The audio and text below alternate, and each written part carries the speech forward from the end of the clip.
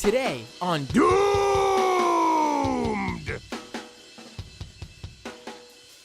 Joe Biden has finally appeared to tell the country exactly why he is not running for president after the bombshell news over the weekend on Sunday, where he basically said he wasn't running for re-election and then endorsed Kamala Harris, his vice president, for president. Also on this episode of the show, Benjamin Netanyahu goes to Congress, where he is cheered for trashing Americans. Our Congress members basically cheered and applauded as a foreign leader trashed their constituents, American citizens. Wonderful. Ladies and gentlemen, welcome to the show. Let me pull myself up on the screen. Hello, everybody. Welcome to the show. I was a little bit late getting started, but it happens. It happens. I'm streaming on Twitter. I forgot I had my Twitter connection still connected. Hello, Twitter. X, I'm sorry. Hello, X. And hello, YouTube and Twitch. Nice seeing you all this week on the stream. Let's get right to it. Let's watch and play this Biden speech. So I did an emergency stream on Sunday night. It was a lot of fun. A lot of callers called in. We'll take calls later. But a lot of callers called in. Basically, I broke down the case for Kamala Harris, not from a perspective because I specifically like her so much. Although I have to say, out of our three choices, her, Biden, and Trump, she is the most exciting and the most palatable. I made the case for Kamala Harris from a strategic perspective, and I do think strategically she is the way to go. I went over this. I'm not going to go over it again in too much detail, but basically she's the vice president. We missed the primaries. Biden dropped out now. The primaries are over. We needed to pick somebody. Biden was going to lose to Trump. Clearly, he was not up for the job. He completely showed exactly all the fears about him and his age and how his age has affected him cognitively. He basically showed the world that those fears were well-founded during that debate with Trump. He needed to drop out. He needed to step aside. And at this point, the only solution for that opening, to fill that opening, is the vice president. There's no other way to do it.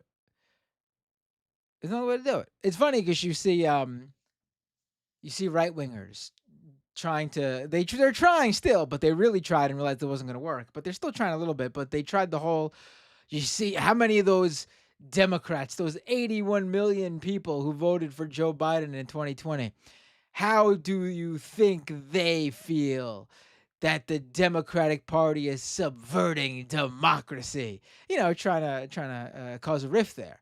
But here's the thing: that there's no rift. This is the broad view that Kamala Harris is the one. She's the person to take the job. Like there's no, who are they going after? Like the Biden dead enders, as so far as they were a legitimate percentage of the party, they weren't. I think there was a poll before Biden dropped out that something like 80-something% of Democratic voters wanted Biden to step aside. That's a lot. That's a vast majority. Whatever dead enders there were, they jumped aboard the Kamala Harris train very quickly once Joe Biden dropped out on Sunday and then proceeded to immediately endorse Kamala Harris. They jumped on board so quickly that some of them who were attacking people who wanted Biden to step down for Kamala, some of those Biden dead enders are now trying to change the history, rewrite history, and claim that they were the ones who were always behind Kamala, and that the people who wanted Biden to drop out must be really pissed because now they can't attack Biden anymore and hope the Democrats lose. That's how much they are getting behind Kamala now, that they have to rewrite history to make themselves the safe face and make themselves look good. So those people are that's not going to work for those people. And then who else are they trying to reach out to? Maybe like they feel like the left contingent, like the Bernie Sanders people, the Bernie Bros, the leftists, the Squad supporters, the AOC, Ilhan Omar, Rashida Tlaib, Jamal Bowman, Corey Bush, Summer Lee, the people behind those politicians. They were the ones. Well, there's two types. The vast majority of those types were the ones behind Biden dropping out and were completely in support of Kamala Harris taking over from a strategic angle. They were the ones spreading the coconut meme. The Kamala Harris speech that the RNC tried to use to attack her, and the left were the ones who took that speech and turned it into a likable moment for Kamala and turned it into a pro Kamala meme. You exist in the context of all which came before you. They did that. They made that a thing. They're the ones behind that. The coconut tree. You think you just fell out of a coconut tree? That's them. So they're not going to be a rift with them. And then there is a very small fringe contingent of the left who are already attacking Kamala like they did Biden, which is fine, whatever. But those people are like the we're not going to vote, period. Like, you're not going to convince them that democracy was subverted and they didn't get their pick. Those are the folks who are already done with the Democratic Party, are not voting or not voting at all. They're not voting for Democrats or not voting at all come 2020, the 2024 general election in November. So you're not going to cause a rift with them because there's no rift to be had. They didn't have someone they supported because they're done with Democrats. So like I don't know who that's supposed to be for. I don't know who that's supposed to be for because the Democratic Party, in getting Joe Biden to step down and choosing Kamala Harris as the presumptive nominee, they basically did give the Democratic base exactly what they wanted. For like the first time in modern history that I could think of, the Democratic Party actually relented and gave the people what they wanted. So so you can't do the argument that the right is trying to do here. It's not going to work.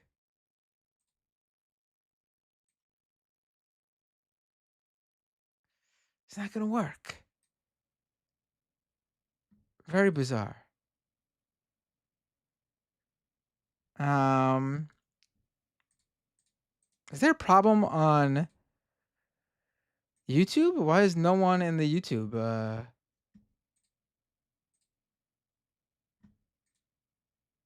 what's going on here? I'm having issues with YouTube, I think. That's weird. It says there's 100. There says there's like over 100 people in the YouTube stream, but for some reason I can't see them. All right, that's weird.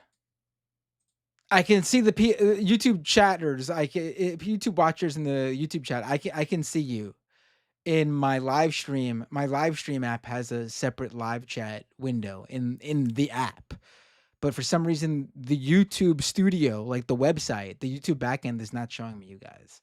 That's weird. YouTube problem. But as long as you can watch on YouTube, it's all good. Everything's fine. I see you in the I see you. I see you.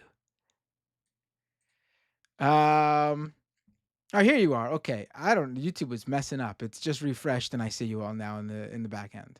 All right, cool. Now anyway, back to business here. So let's watch this. Let's watch so Biden's been MIA these past few days. He never made an appearance on Sunday. He basically dropped out and endorsed Kamala via social media posts. Um, he was recorded on a call with Kamala as well a couple days ago.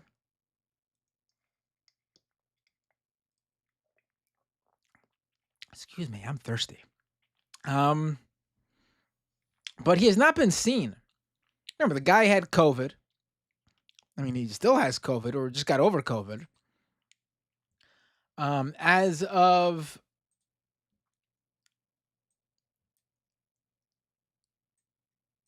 a couple days ago, he got back to the White House. I think yesterday or the day before. And here he is in the Oval Office for the first time since dropping out. It's an 11-minute speech. Let's watch it. Let's watch the whole thing. I'll pause it where I have something to say. It'll be interesting to see what he says, and how much it matches his announcement on Sunday. Let's see, though.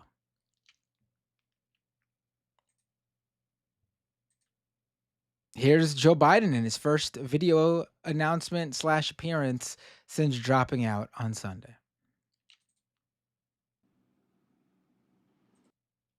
Hold on. Let me just. Whoops. That's not what I wanted to do. This is what I wanted to do. All right, let's do this.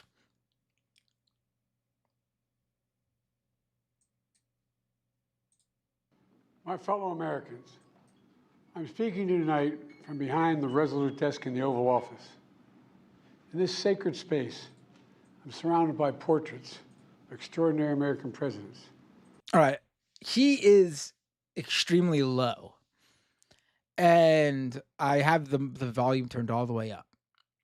And this was the same thing during his interviews post-debate where he tried to make himself look good.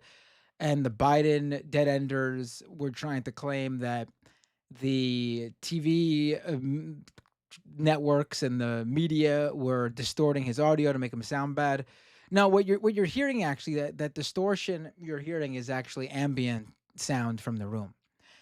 And that's because they need to turn the gain on the mic all the way up so you can hear him because he's so soft-spoken now. And so you're hearing like the tone of the room, like the sounds of the static sounds of the room when you have to turn the gain all the way up on a mic so you could hear your subject.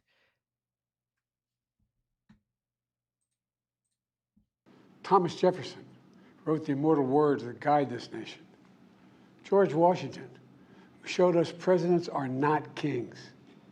Abraham Lincoln, who implored us to reject malice. Franklin Roosevelt, who inspired us to reject fear. I revere this office, but I love my country more. It's been the honor of my life to serve. I'm gonna start using that phrase, like when I call out of work. I revere the office, but I love my country more. Sorry, folks, I'm out for the day. As your president. But in the defense of democracy, which is at stake, I think is more important than any title. I draw strength and I find joy in working for the American people. But this sacred task. Oh, you know that gain is all the way up when you heard the gulp. Like I just gulped myself, and maybe you heard a little bit of it because I do have my volume up pretty high, but not that high because I'm loud. Probably didn't hear it like you heard that.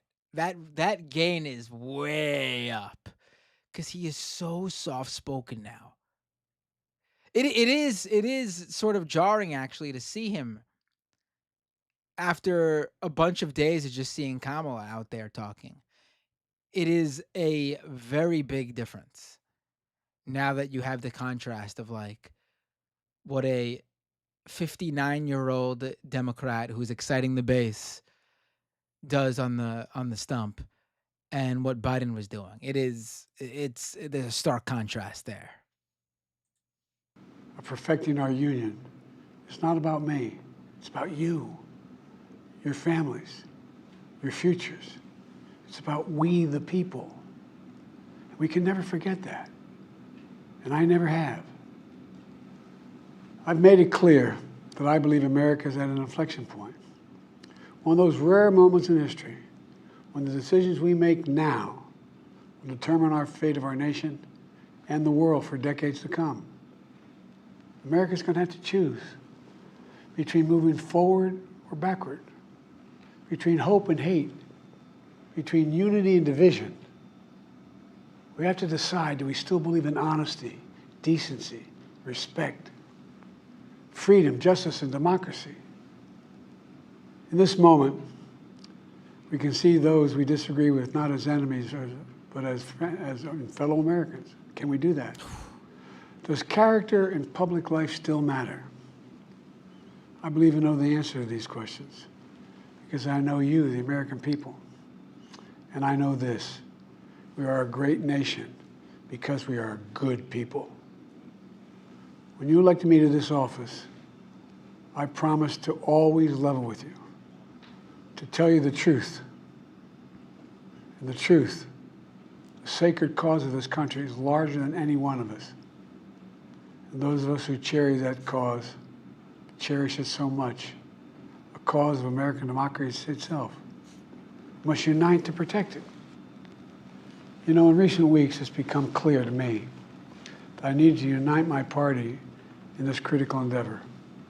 I believe my record as president, my leadership in the world, my vision for America's future, all merited a second term. But nothing can come in the way of saving our democracy. That includes personal ambition. So I've decided the best way forward is to pass the torch to a new generation. That's the best way to unite our nation. See, this is what was said 4 years ago.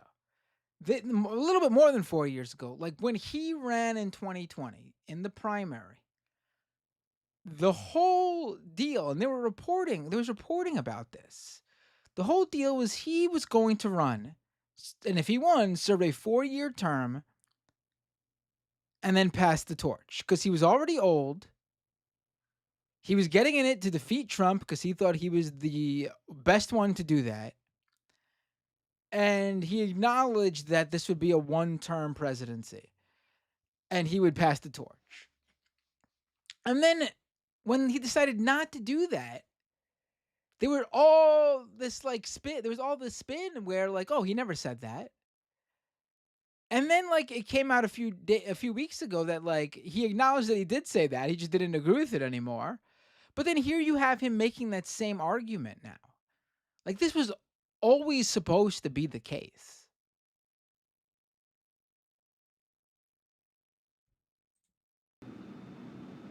You know, there is a time and a place for long years of experience in public life. There's also a time and a place for new voices, fresh voices, yes, younger voices. And that time and place is now.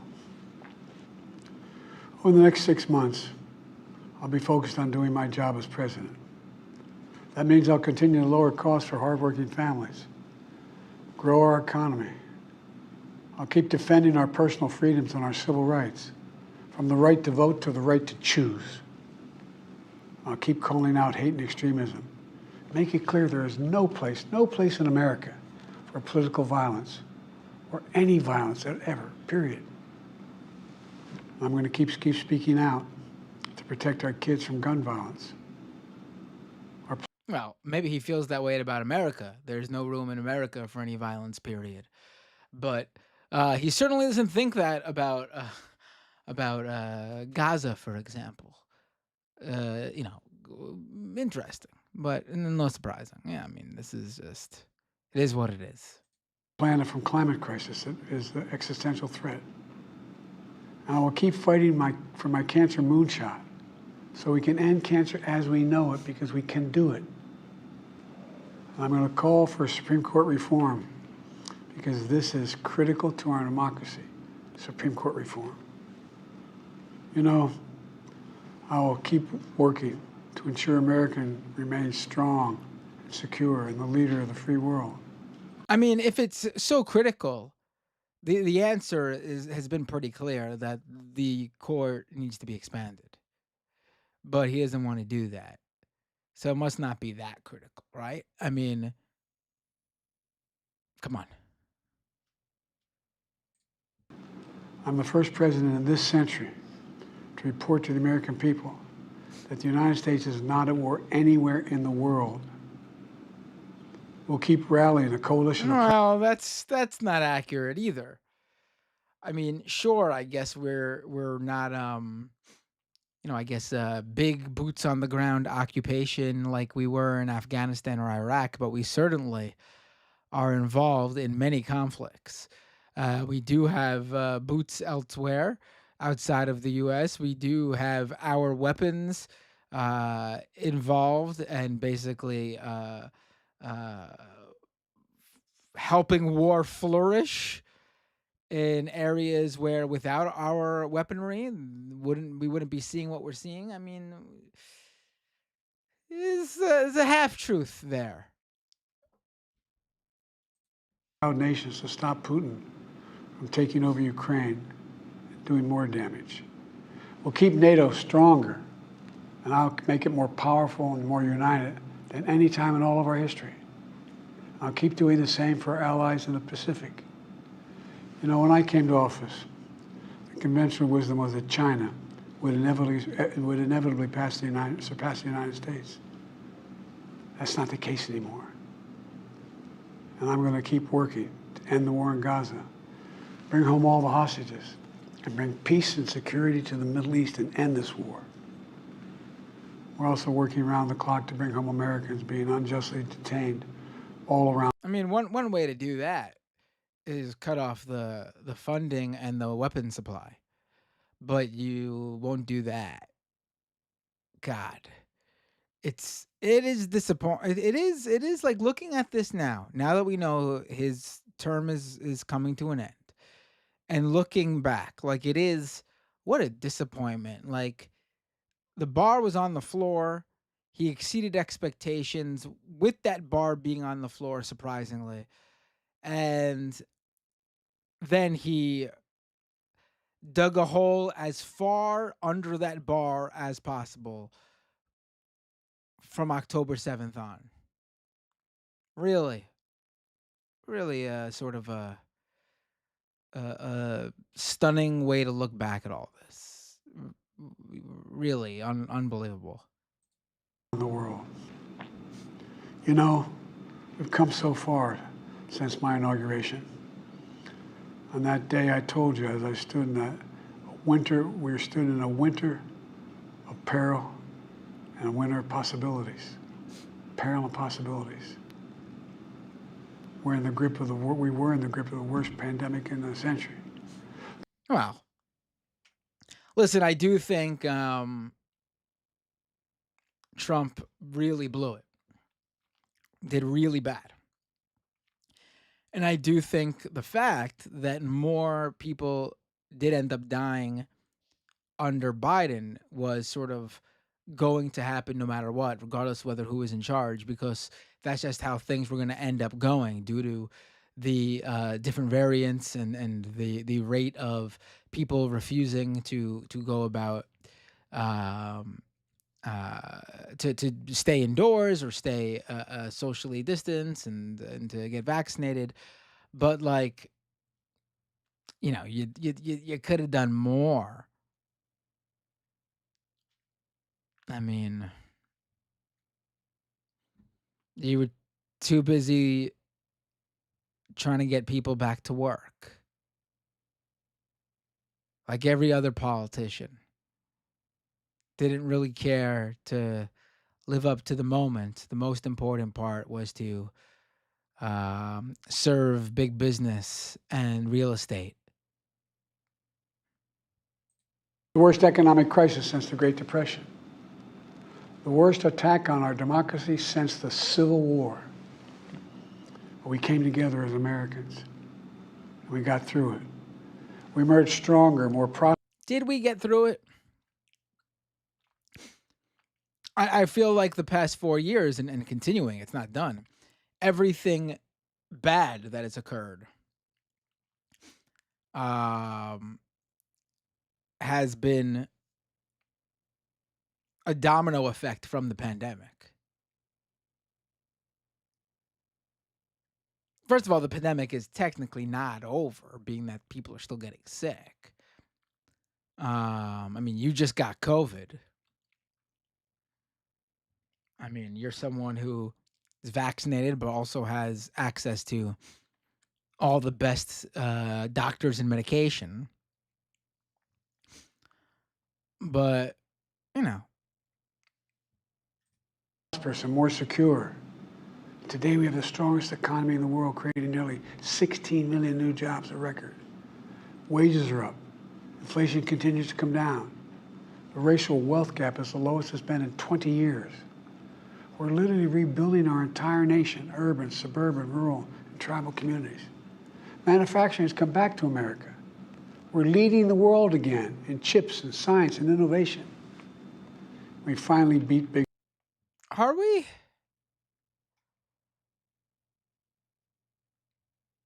pharma after all these years to lower the cost of prescription drugs for seniors. And I'm going to keep fighting to make sure we lower the cost for everyone, not just seniors. More people have health care today in America than ever before. And I signed one of the most significant laws helping millions of veterans and their families who are exposed to toxic materials.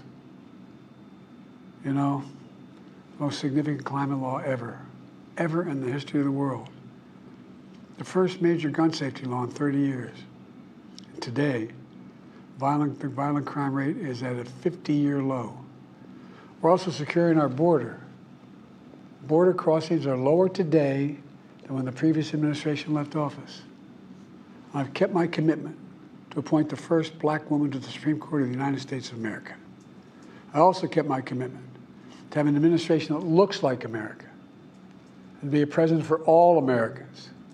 That's what I've done. I ran for president 4 years ago because I believed and still do that the soul of America was at stake. The very nature of who we are was at stake. And that's still the case. America's an idea. An idea stronger than any army, bigger than any ocean, more powerful than any dictator or tyrant. It's the most powerful idea in the history of the world. That idea is that we hold these truths to be self-evident. We're all created equal, endowed by our Creator with certain inalienable rights: life, liberty, pursuit of happiness. We've never fully lived up to it, to this sacred idea, but we've never walked away from it either. And I do not believe the American people will walk away from it now. In just a few months, the American people will choose the course of America's future. I made my choice. I've made my views known. I would like to thank our great Vice President, Kamala Harris. She's experienced, she's tough, she's capable. She's been an incredible partner to me and a leader for our country. Now the choice is up to you, the American people. When you make that choice, remember the words of Benjamin Franklin hanging on my wall here in the Oval Office, alongside the busts of Dr. King and Rosa Parks and Cesar Chavez. When Ben Franklin was asked, as he emerged from the convention going on, whether the founders have given America a monarchy or republic, Franklin's response was, a republic, if you can keep it. A republic, if you can keep it.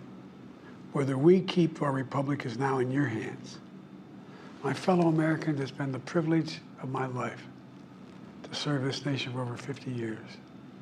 Nowhere else on earth could a kid with a stutter, from modest beginnings in Scranton, Pennsylvania, and Claymont, Delaware, one day sit behind the resolute desk in the Oval Office as President of the United States. But here I am. That's what's so special about America. We're a nation of promise and possibilities, of dreamers and doers, of ordinary Americans doing I will say the luckiest, like the trajectory of this guy's career, if you look at it, is absurd. It's absurd. The way he was picked as all those years in the Senate, the way he was picked as Obama's VP, they basically needed an old white guy who hit all these different marks that Biden just happened to hit to sort of balance the ticket where they knew there'd be blowback potentially about the first black president being, and then the way he went from 2016 not running to 2020, and the luckiest. This is yeah, yeah. I guess only in America, if you hit all the right marks and know all the right people and do all the right things. Extraordinary things. I've given my heart and my soul to our nation, like so many others. I've been blessed a million times in return with the love and support of the American people. I hope you have some idea how grateful I am to all of you. The great thing about America is here, kings and dictators do not rule, the people do. History is in your Well, I mean, I think I saw someone point out that this uh, Kamala being running marks the first time in like decades that we haven't had uh, Clinton, Bush, uh, Biden, etc. Like it's yeah. hands. There are certainly not kings and queens, but there certainly are um, royal American political families. I mean, we're seeing the new dynasty with Trump, because Trump ain't gonna be the first and only. He's just gonna be the first. Get ready to see Don and Eric and Ivanka and Barron, and get ready to see them all. They're not going anywhere. The power is in your hands. The idea of America lies in your hands. We just have to keep faith, keep the faith, and remember who we are. We're the United States of America, and there's simply nothing beyond our capacity when we do it together. So let's act together, preserve our democracy. God bless you all, and may God protect our troops. I mean, oh, first of all, hello. It looks like we got a bunch of Raiders. Hello, Raiders. It looks like Vosh Raiders. Thank you, Vosh viewers, for sticking around and checking it out.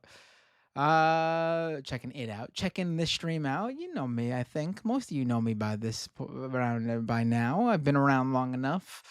Uh, I'm an old man like Biden now. In streamer years, I'm 81.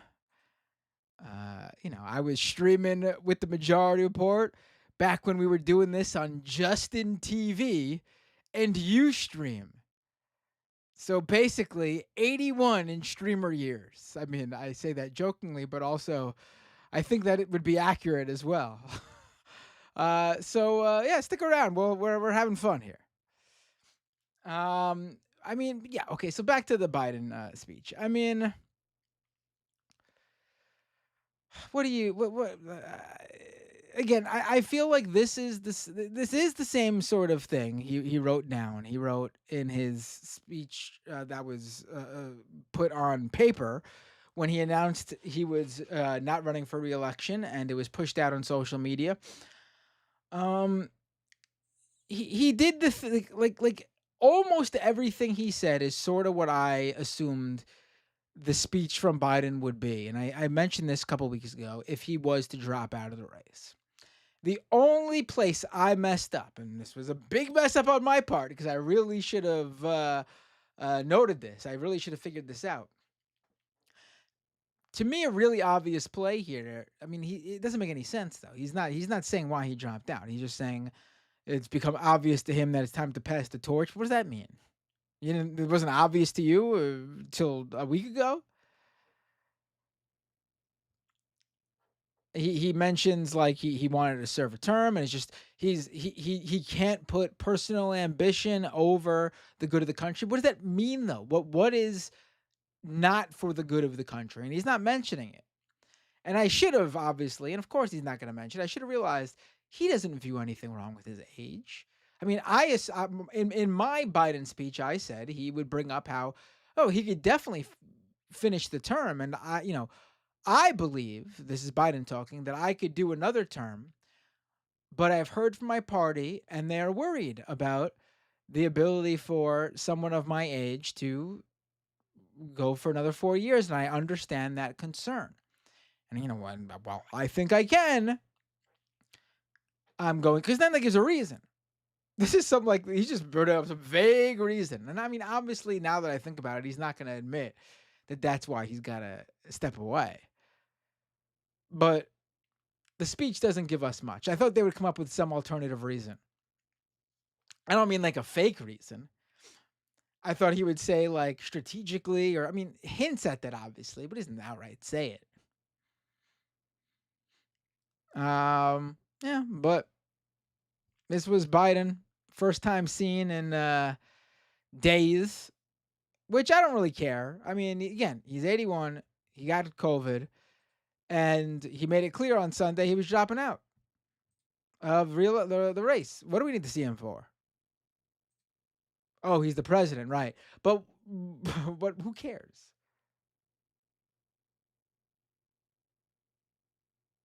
It's July. We're in the summer right now. There's no politics happening right now in terms of like policy and votes and nothing. None of that's happening right now. Nothing happens in August. That's like vacation time in politics and media. I mean, personally, I'm happy that this is all coming together before the Democratic convention. Because if there was going to be a fight at the convention, I would have been really upset because I booked my own family's vacation for the week of the DNC because it was the cheapest week for me. But also, I assumed I wouldn't be missing out on much because it's the incumbent president's party. They're just going to do the usual everything's hunky dory speech in another 4 years, 4 more years. So I was worried there's going to be a fight at the convention, but it doesn't look like that's going to be the case. It looks like it'll be another boring DNC. Um, there's going to be, but what it's going to, what are they going to do? What's going to happen? I mean, I even feel like the protest outside the DNC won't be as strong because genocide Joe Biden won't be there to accept the nomination. I mean, he'll be there probably to endorse Kamala, but it's not going to be about him. It's going to be about her. So the DNC is going to be more boring. I also think I'm coping a bit. I'm on pure copium, hoping that it's the most boring week in politics and that everything is just Kamala Siskumba. What's that Bugs Bunny Looney Tunes? What is it again? Bugs Bunny, rah rah rah. I forgot what it was, but for Kamala, and then end of show.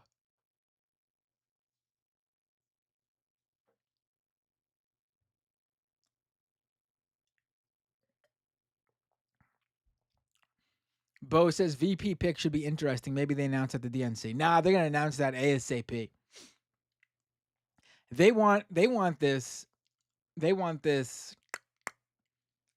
set in stone, confirmed well before they head into that convention, so that the convention is strictly about the tradition and the show of doing it.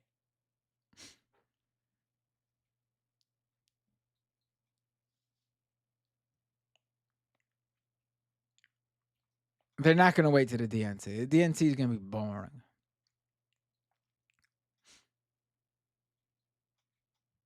Lazy Paradox says, "Do you want a fight at the convention?" No, because I won't be there to cover it, and I'll lose views. No, that's that. Honestly, from a true standpoint, not a selfish one, because I need to put party and country over personal ambition here. But honestly, I don't think that would be good for this because there's nothing. There's no blowback. That the everyone's pretty united. In fact, I can't remember the last time I've seen the majority of the Democratic Party so united behind a single candidate. It's pretty amazing. Like the left were so adamant about getting rid of Joe Biden that they are resigned they're relieved that Kamala took over, and the Biden folks were, they like Kamala just as much like Biden.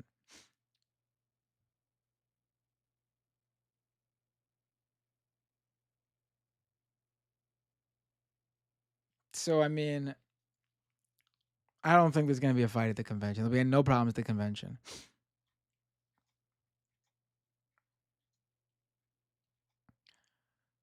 Um,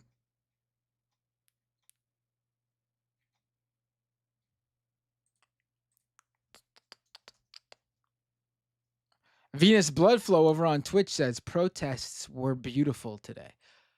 Oh, that's perfect. A perfect segue. Now, I actually really didn't want to cover this. If you've been, if you've watched this show, if you've watched my streams for the past, God, almost a year now, you know that post October 7th, I was covering Israel and Palestine and the genocide in Gaza uh, every week almost. It was constant. And then I'd go on the Majority Report and talk about it. Then I'd go on Leftist Mafia and talk about it. Um, it was all I could talk about. And I did it well into the new year. And then I got to say, a couple months ago, and I've discussed this with all of you, I just became like, I guess it all just built up and just like weighed down on me.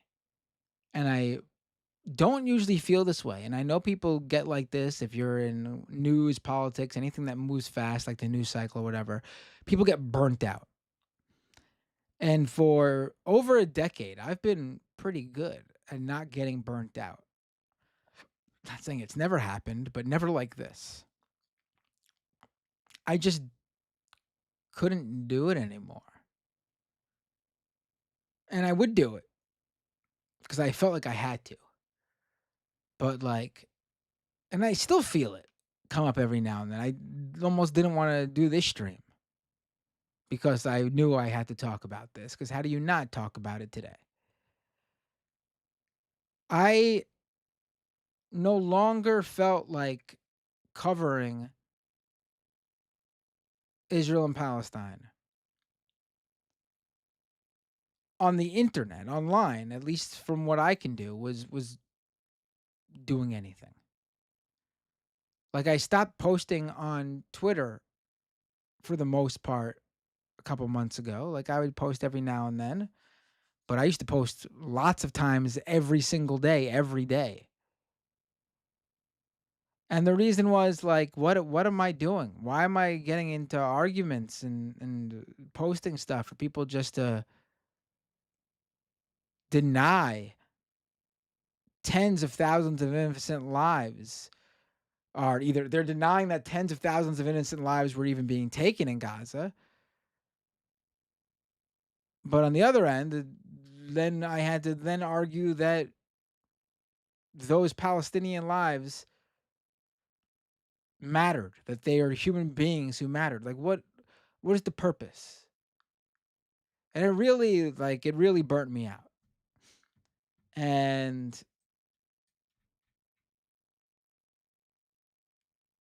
there's a point where I don't know like what good it's doing. And I gotta say, I thought maybe it was just me and I was fucking up along the way. Because I've never felt this way before. Because usually there's, you're speaking to people.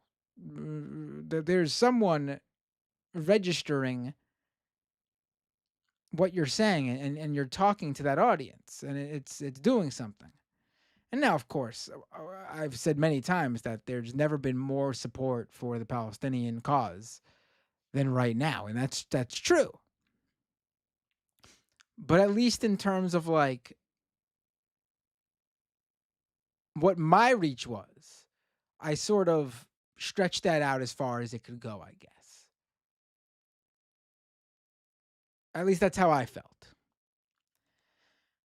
And so there's a great Twitter user, and he made me realize that it wasn't just me, and that it was something that I guess all people who are relentlessly covering Palestine and Gaza were feeling. Um, there's this Twitter user, he's super big. He's got like I think almost maybe half a million, almost a million followers. Hurt Copain, I think is Saeed, and his Twitter name is Hurt Copain. And he deactivated his account like a month ago or a couple weeks ago and posted it's because he couldn't do it anymore. He was sick of people in his mentions and his DMs. Just he was doing all this to report and spread the word about what was happening in Gaza. And the response was just a massive amount of people who just don't even view the innocent children of Gaza as even human beings. And it just weighed down on him and he deactivated. It's a guy with a huge reach too. And when he did that, I was like sort of relieved that there wasn't just something wrong with me, honestly. And I gotta say, it's not even just like the video, because I see people in the chat saying the videos, the gore and disgusting brutality of what they see every single day. Video. Listen, that hits and hurts, but I, as a result of me being desensitized, I guess, for covering everything I've covered over the years and the most weirdest parts of the internet, the worst parts of the internet. While that there are images that will stick with me, that isn't even mainly it. To me, it really is more so like the words. And I don't even mean like Twitter trolls, like just trolls saying shit to cause a rise out of people. You'll always get that. To me, it's things like this, what we saw today, where you have Congress members, Democrats and Republicans, cheering on Benjamin Netanyahu, a man with tens of thousands, hundreds of thousands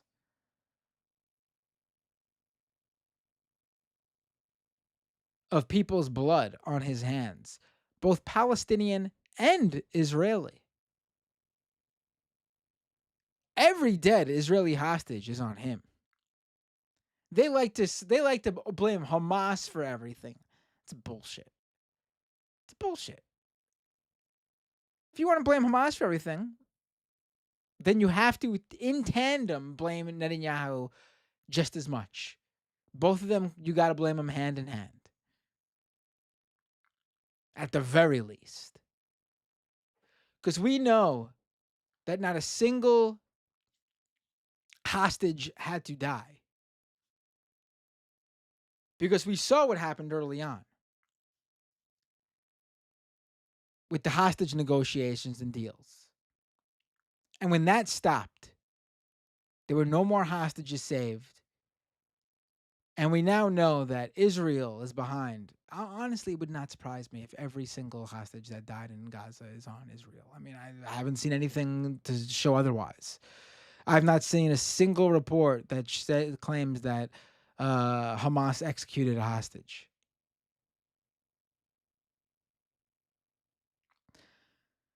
So this is a long speech. Netanyahu spoke for an hour, pretty much, in front of Congress.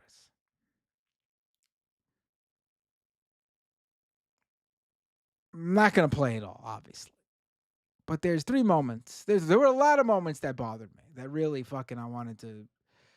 But there are three ones that I felt I could, that were really bad. I wanted to touch upon, but also I could do on the stream without fucking not wanting to do the stream.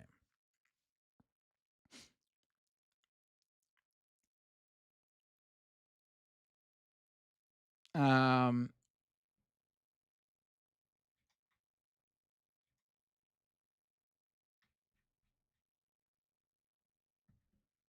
and I gotta say, let me mention two people straight up. So this was actually one thing that really was good. So a few things that are really good actually. So first of all, Kamala Harris was not there, and she was not there. She was doing a speech somewhere else, but obviously it showed she didn't find it important enough to go there. There were reports that she will be meeting with him privately. I mean, listen, we're not gonna. It's not gonna be some huge change with Israel and the U.S. government support for Israel overnight. We're not gonna get an anti-Zionist in the presidency. Um, but it shows that the Democrats are recognizing that it's bad PR at the very least to be up there on stage with Netanyahu, to be seen with Netanyahu. In fact, where is this? I saw a really interesting stat.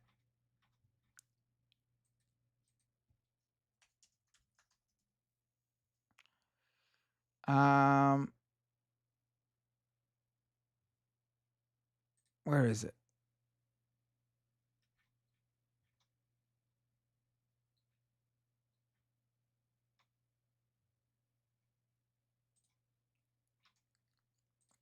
Here we go. So this was Andrew Solender, reporter with Axios. Roughly 100 of the 212 House Democrats and 27 of 51 Senate Democrats are in the chamber for Netanyahu's speech. That's around half of each caucus absent. So you had around 112 House Democrats not show up. And what, roughly 23 Senate Democrats not show up. That's a big deal, I think. And Nancy Pelosi was one of them, by the way.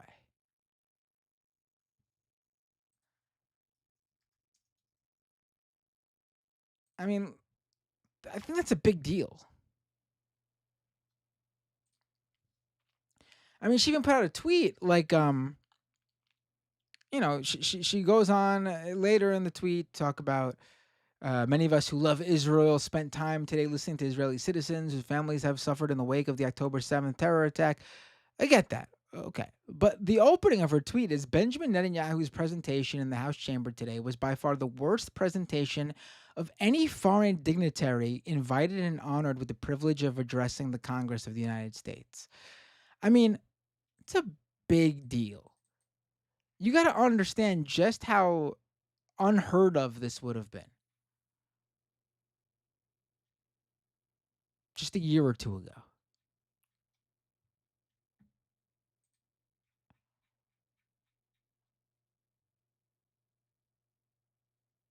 And of the Democrats that did show up, there were some that who were there in protest. Jerry Nadler had actually a pretty interesting uh,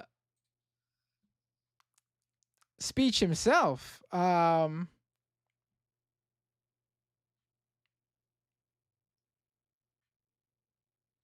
Where is this?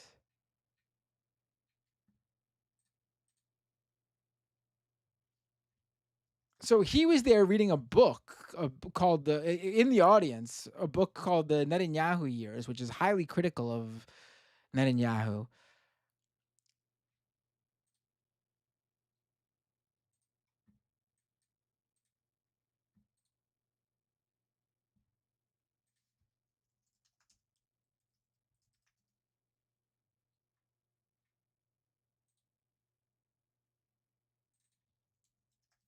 Where is this? Hold on.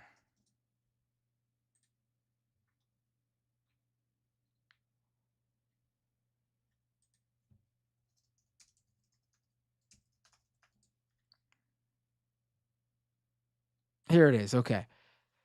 This is from Jerry Nadler, Representative Jerry Nadler. I'm frozen. What's going on? Uh-oh. Are we having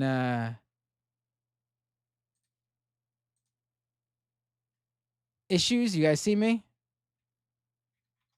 We're back. Okay.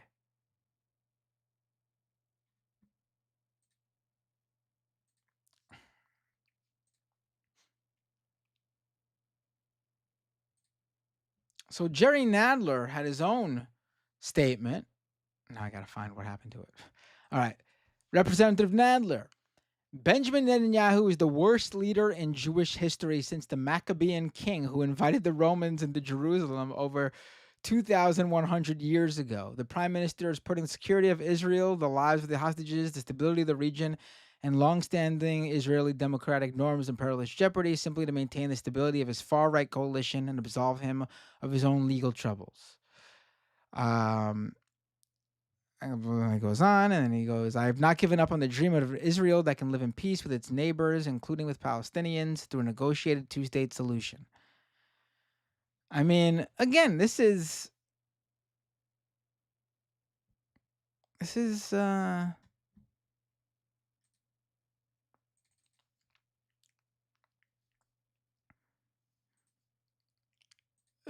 things are moving here. You know, again, you're not going to get all of a sudden like radical anti-Zionist Democrats. And I'm using that term as in how they would view them. I don't think being anti-Zionist is radical. I am anti-Zionist. But this is a big movement from the Democratic Party.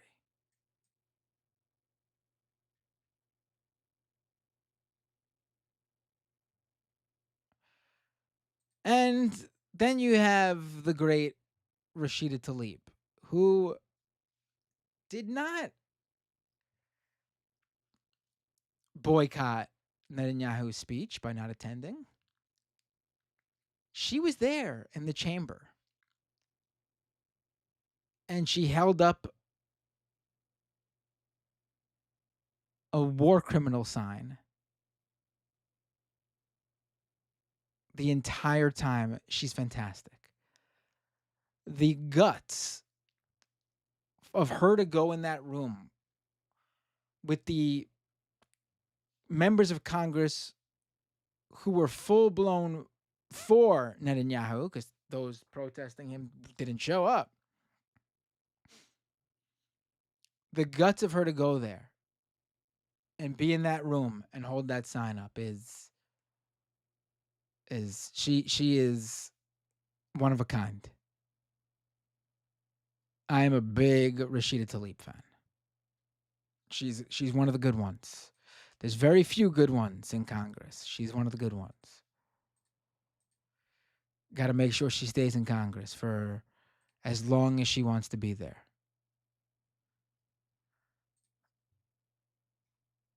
All right, she also had a guilty of genocide sign. Right.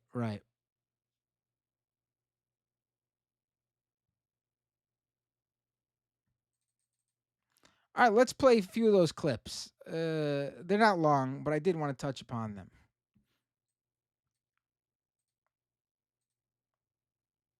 Here's okay,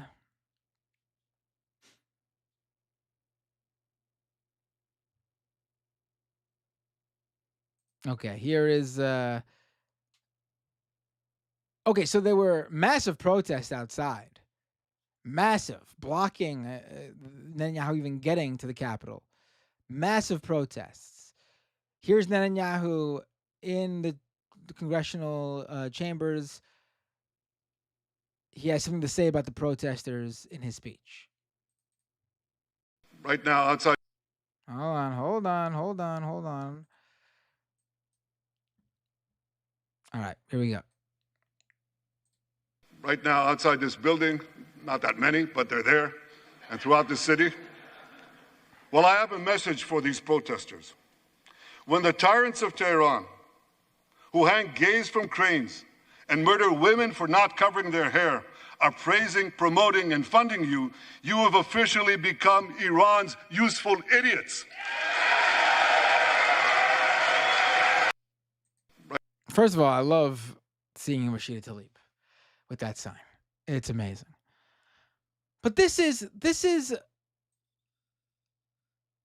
Netanyahu, first of all, trying to goad U.S. politicians into going into war with Iran. Throughout the speech, he's doing that. Basically, help carry out what he wants.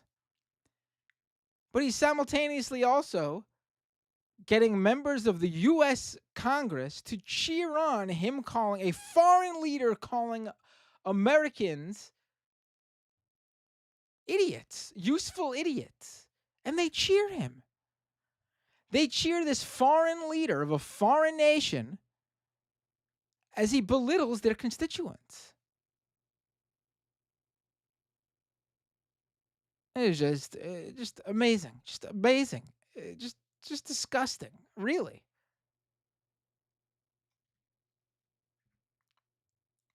The idea that the people who are protesting haven't on their own seen all the video of what's been going on in Gaza and what Israel's been carrying out there, and they haven't decided on their own that this is horrible and we need to do something about it. That they're being tricked by a foreign nation is fucking disgusting. Disgusting. Because it's just not true. And then he pulled this one out. Every horrible person, every horrible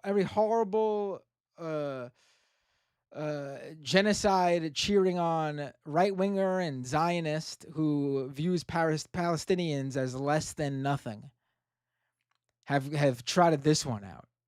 The same tired Jerry Seinfeld-esque joke. He drops this one here while he's speaking. Some of these protesters hold up signs proclaiming gays for Gaza. They might as well hold up signs saying chickens for KFC. Look how he delivers it. He delivers it like a hack open mic comedian who thinks he's delivering some big punchline. He's going to get some huge laughter out of it. And it completely bombs. It doesn't even make any sense. How lame. How lame.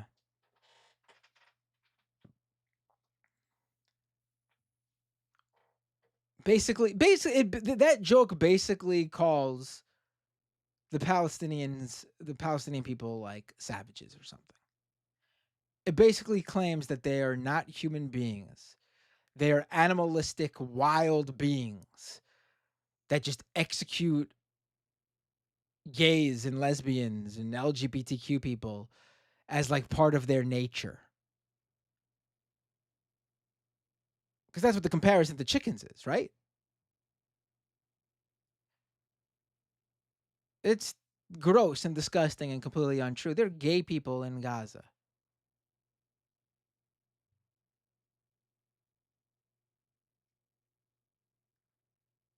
And gay people who are not in Gaza and gay people who aren't Palestinian have every right to say, this is who I am and I stand with the people of Gaza. And it's completely legitimate.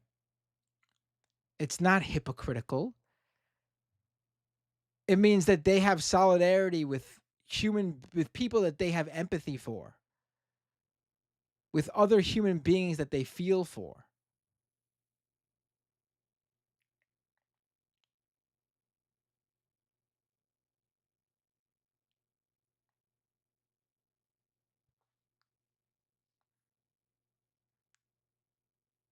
Gays for Gaza are examples of real human beings, humans at their very best.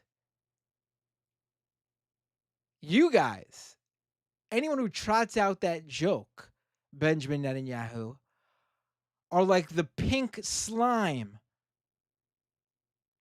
that fast food companies mold into chicken McNuggets.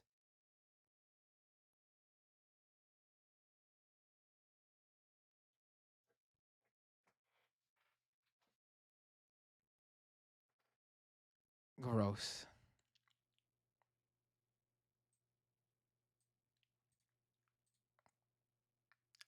And then just one more here, because this is just, this one's so bad. I asked the commander there. So here's Netanyahu lying so bad. There's one example of him lying so bad. Here's him lying so bad, though, that CNN has a headline on their website fact-checking this claim and calling it false. I asked the commander there, how many terrorists did you take out in Rafah? He gave me an exact number, 1,203. I asked him, how many civilians were killed? He said, Prime Minister, practically none, with the exception of a single incident where shrapnel from a bomb hit a Hamas weapons depot and unintentionally killed 24 people. The answer is practically none. First of all, there's a few things here. Number one, it's a fucking lie. We've seen with our own eyes. We have doctors coming back from Gaza saying they have treated children with multiple sniper wounds. So this is a fucking lie. You have CNN right now on their website. Here, let me pull up a screenshot.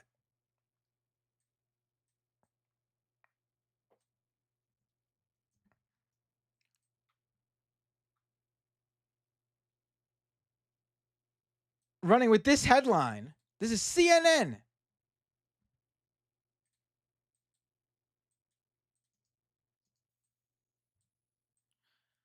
Fact check. Netanyahu falsely claims there have been practically no civilian fatalities in Rafah besides one incident. CNN fact checking him here. So let's break this down, because this is actually, to me, there's multiple things here. Let me just reiterate here. So he's lying, number one. But let's even just take his claim. He says there's practically no innocent civilian death, no civilian deaths, practically no civilian deaths. Let's listen to what he says again. Practically none, with the exception of a single incident where shrapnel from a bomb hit a Hamas weapons depot and unintentionally killed 24 people. Practically no innocent civilian casualties except for the 24 people killed in this incident. I'm sorry, 24 deaths. It's not practically none. Practically none is like a single casualty walking by like a military base or something. At the wrong place at the wrong time. It's not 24 deaths. That just shows you, even in his own lie, how little they view of Palestinians. 24 dead Palestinians is practically no deaths.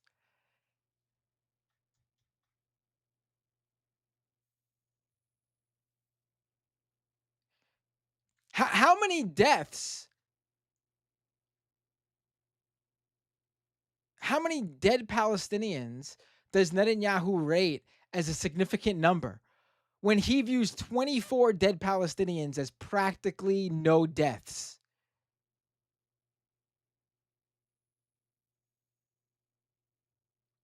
But even that is a lie, though. Because even by CNN's fact check,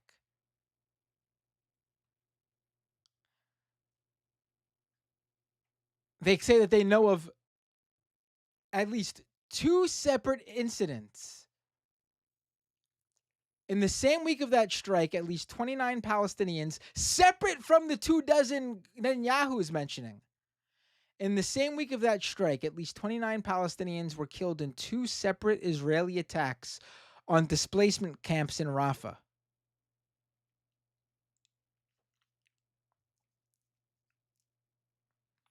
Also, CNN mentions that airstrike that he is mentioning. Oh my, here we go.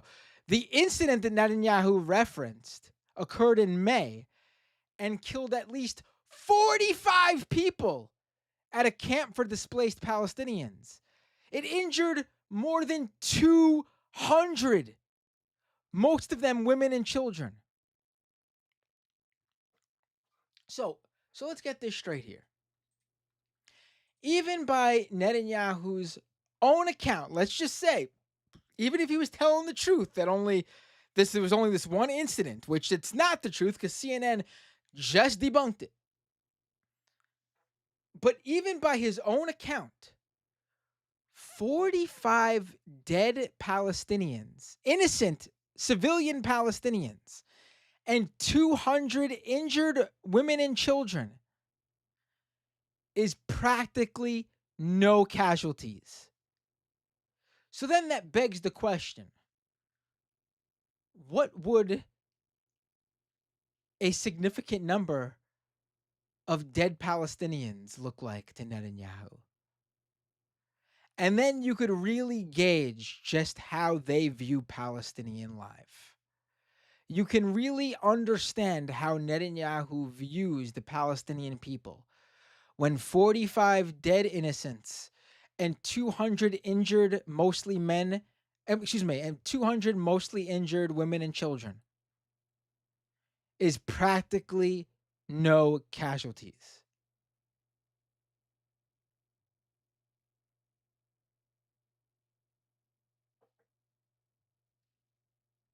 I mean,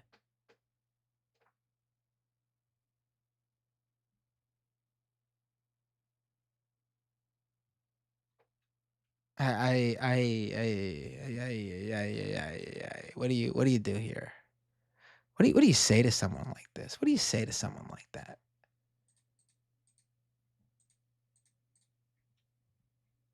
He knows he's lying. It's not like you're gonna debunk him. You gotta let the people know. You gotta let people know he's a fucking liar. And the thing is, I think the majority of the Democratic base and a good number, a significant portion of Americans know this. They just don't understand to what level this guy is. And how he basically wants Donald Trump to be president. I don't think that's hit enough. I think the Democratic base, half this country needs to know that Benjamin Netanyahu wants Donald Trump to become the next president of the United States. I think it's important that they know that. Because maybe then they'll care. It sucks to put it that way, but it's the truth. You have to meet people where they are. And I'm willing to do that for this guy. And so the genocide of the Palestinian people come to an end. I don't.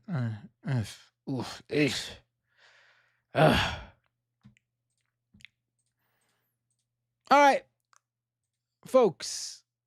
I'm gonna go to the second half of the show. I mean, really, I'm not gonna go to the second half of the show. There's not enough time.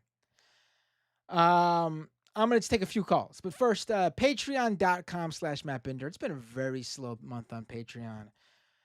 If you could become a member of the show, if you can afford to do so, you have to afford to do so first. If you can't afford to do so, please don't. Take care of yourself first and your family first. But if you like what you hear on this show and you can afford to do so, Patreon.com/MattBinder. Become a paying member so I can grow this show. Also, YouTube.com/MattBinder. You can drop a super chat and become a member there if you'd like. What else? Twitch.tv/MattBinder. If you're an Amazon Prime subscriber, connect your Amazon account to your Twitch account and get a free Twitch Prime subscription every month. It's free for you. It comes with your Amazon Prime subscription, so be sure to use it if you're not already doing so. It's a good way to support this show if you're already paying for Amazon Prime but can't afford to, give out to your favorite creators individually. With that said, I'm opening up the phone lines. 646-303-7337. 646-303-7337. I'll take 2 or 3 calls, and then that's the night. That's tonight. That's the show. Almost did like the Muppet Show thing.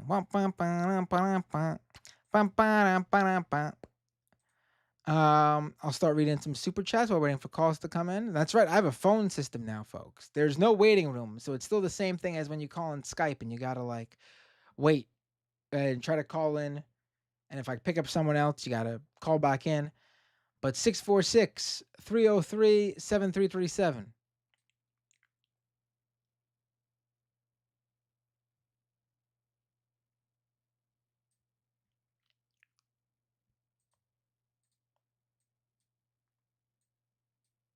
I could also open up Skype. I didn't open up Skype today. If you want to call in via Skype, we could do that.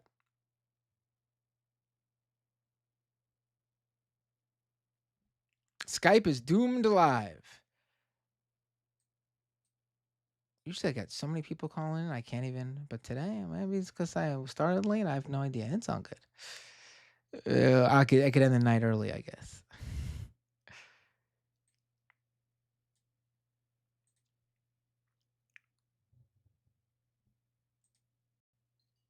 Oh, here we go. All right, let's take this call.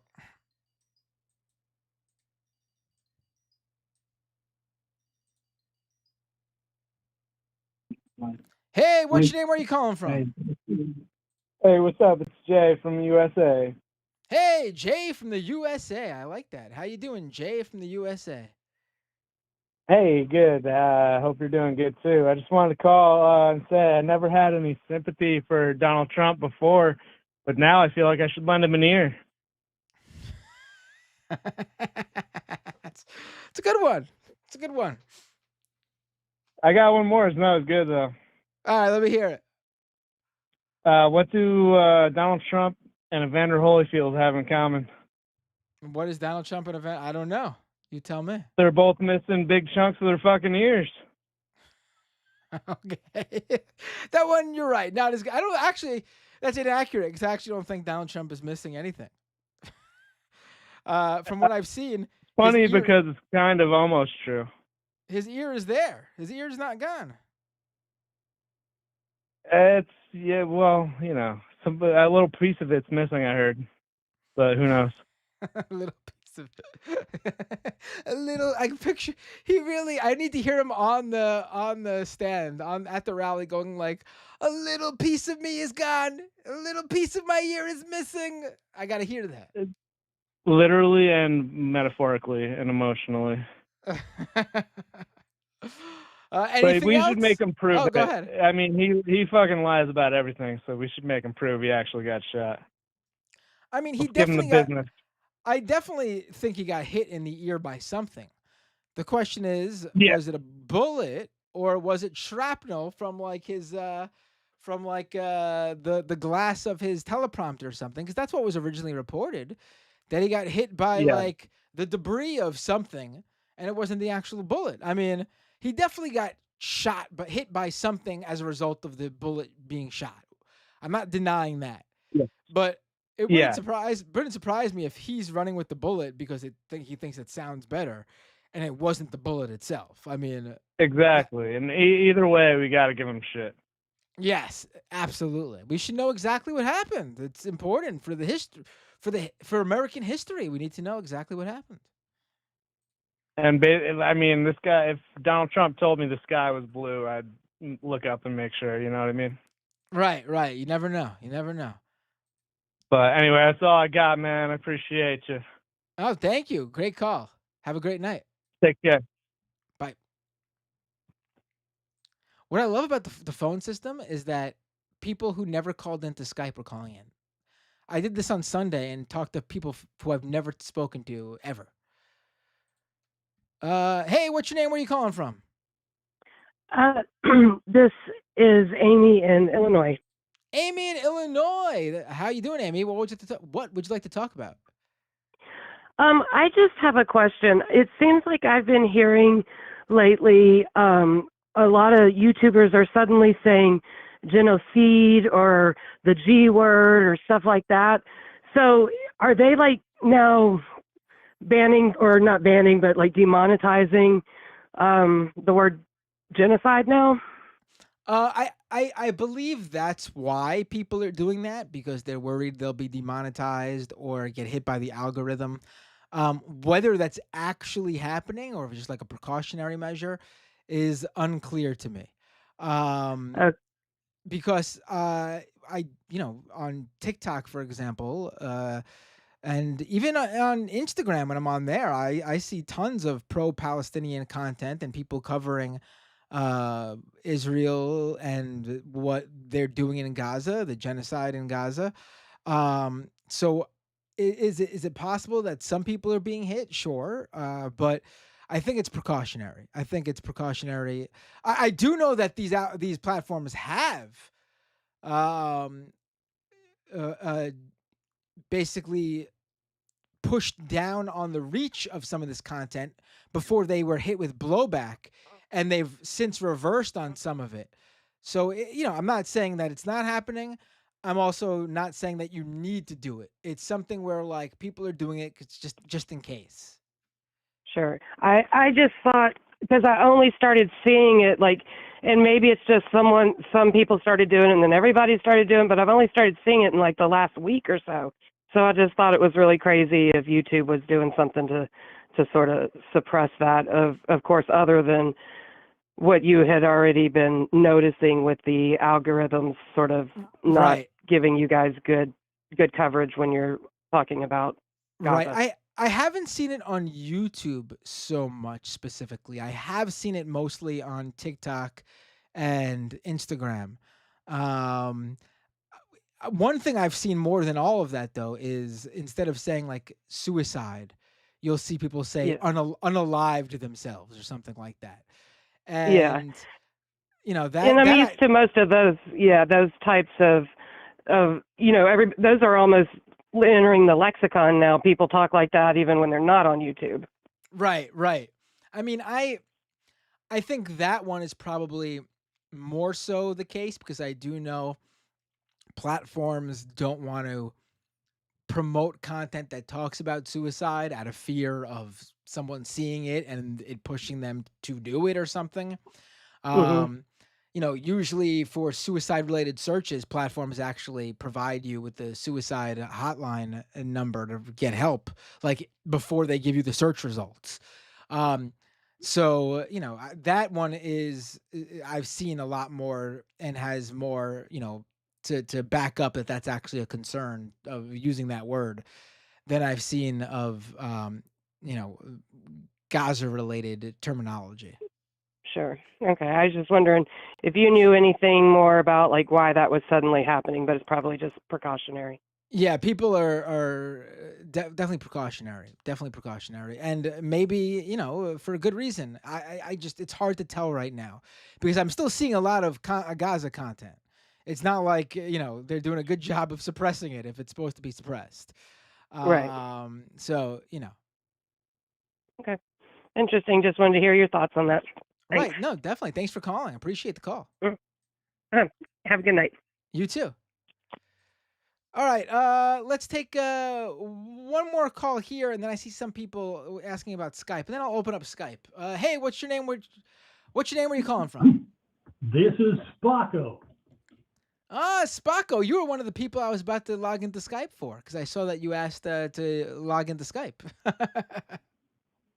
I was hoping that you would open up Skype, but this is why I don't sound as good. Do I sound okay? You're a little bit muffled. Why don't you? I'm gonna open up Skype now. Why don't you call back on Skype? Woohoo! Thanks. Okay.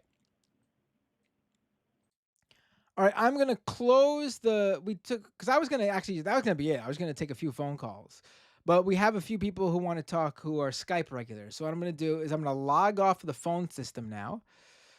Um,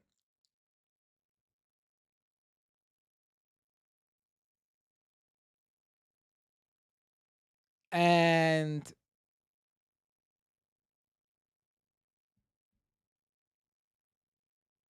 ooh, a bunch of people tried to call in via Skype, and you could call in on Skype. Search Doomed Live. Here we go. Hello. Hey, what's your name? Where you calling from? Hold on. What's your name? Where you calling from? This is Spocko. Hey, Spocko. Wow, this actually sounds much better. What were you? Were you calling through like a old Go- like rotary no, phone before? Google Voice. Google Voice. Ah, And okay. I tell people this. That's one of the things that I am trying to work with is make sure that some of the guests that I help on with the Nicole Sandler show that they sound good. And some of the great guests that we have include Digby, Lisa Digby's. Graves, and Marcy Wheeler. And so I've talked to all of them, and they're doing it on Zoom. And I know Zoom has a little bit less frequency than Google Voice has even less Yeah, frequency. I don't like how Zoom sounds. Honestly, I don't think Zoom No, has no. good quality. Yeah, it's for like private meetings, not for like streaming to Yeah. hundreds and thousands of people. Yeah. So I some other time I want to talk to you about your brilliant, producing capabilities because there's so much to it that I don't think people know, including your amazing ability to get amazing, great guests. Because I there's a appreciate couple. that, but I actually haven't had many guests for the past couple of months. I've been doing it solo simply because, for the reasons I've mentioned, I've been sort of like focused on a few topics and just wanting to get things off my chest. But yeah, I'll get back to having a lot of great guests. So I appreciate you realizing how good my guests are when I do have them on. I mean, you're ahead of everybody on major topics. And actually, that's the topic. I wrote you a note and I wanted to ask you about to see whether or not you're going to cover it. Did you at all cover the AI animated video that was put up and retweeted by Musk about it was Joe Biden shooting Trump in the style of the Matrix? Are you planning on doing anything about that? Did you see that? I did see that one. That one to me is not. I get the implication of it, and with Elon Musk sharing it and how it's a violent video, but to me Hmm. that's not the worst of them because that one is very clearly like a fake, like meme Right. type Right. video. I sort of more focus on like the ones that are trying to be portrayed as real and actually trick people.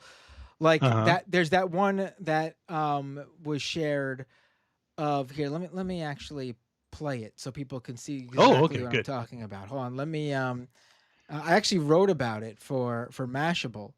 Hold on. Let Really? me Because I was looking for that because I want you to play it for the viewers, and then I want to ask you some questions about how you would follow up on this and how you would report on this. Thanks.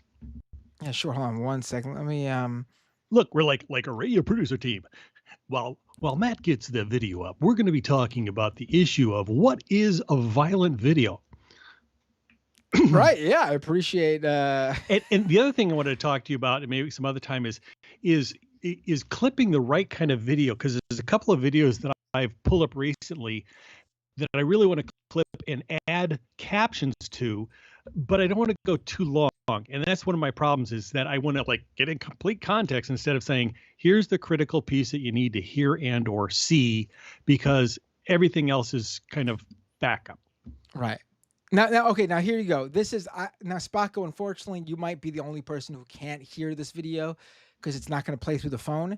So if you want, view it. No. Just keep me on. I have my other ways to do this. I'll go on my phone and listen to it over the YouTube. So Okay. go All ahead. right. So I'm gonna just turn your volume down for this. Okay. So people can't hear you on your end, but I'm gonna keep you on the line. All right. So here is a video. It went viral on Twitter and on TikTok. TikTok has since taken a bunch of these videos down. Twitter is not taking them down for obvious reasons. But here is. Excuse me. Let me share my screen here.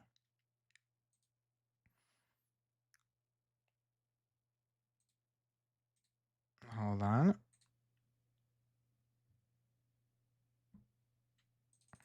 Here's Ian Miles Chang sharing this one, and it shouldn't be a surprise over who's sharing this one. But here's a video that he is. Hold on, let me also remove my background so you can see more of the clip. Here's a video of Kamala Harris that Ian Miles Chang shared. Today is today. And yesterday was today, yesterday. Tomorrow will be today, tomorrow. So live today. So the future today will be as the past today, as it is tomorrow. So this is the clip he shared. It's going viral on right-wing internet. People are sharing it and talking about it and posting it on Facebook and stuff like that. It's a fake video. It's not real. It's not real. It's a fake. The video itself is a video of Kamala Harris speaking at, I believe it was Howard University in 2023. Uh-huh. There is no moment where she says any of those words. That's not part of the video Whoa. of the actual speech. And if you actually look closely, the words aren't matched up with her mouth's movement. The video is heavily manipulated and edited to sort of try to match up, but it doesn't do a good job the whole way. And it's also not her voice exactly. It sounds like an AI-generated clone voice. She never said sounds that. a little drunk too. And it's purposely slowed down and slurred like that. Yes. Right.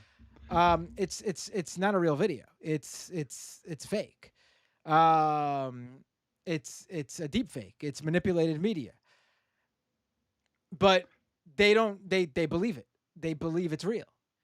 I mean, I believe Ian Miles Chong doesn't believe it's real because the influencers on the right are, I think, smart enough to know what's fake and what's not. At least when they're sharing something so obvious, but they know that their base is not as smart and that they will believe this. And I've seen it myself. They're sharing this as if it's factual and real. Okay. So when you wrote about it, what was your goal for this? Was to educate people, to see about if there was a way for people to see, did it violate anything? Or was it just basically like, oh, it's kind of like no big deal because it's like Jimmy Kimmel does drunk news and slows people down. It's not a problem, blah, blah, blah. But when Jimmy Kimmel does that, it's presented as an obvious joke. This is not being presented as a joke. This isn't even slowing down her own words. This is manipulating a clip of her so that she's saying something that she did not say. And okay, you could still do that if you want for comedy purposes. I mean, but that's not even what they're presenting it as. They could easily say, like, doesn't this sound like something she would say or something like that? But they're not. They're sharing it as if this is real. You know. So what would be the argument? Now, that, of course, is something that I would think, violate some terms of service or for TikTok, whatever. For TikTok, they said it does. I reached out to TikTok. They said they were taking it down. I originally saw this from Media Matters. Media Matters had a report about how it was going viral on TikTok. And I reached out to TikTok. I got some more information. They said that they were taking down the videos. They also removed the audio because on TikTok you can use audio. And right. And they said they were removing the audio so that it couldn't be repurposed. Because this did break their policies.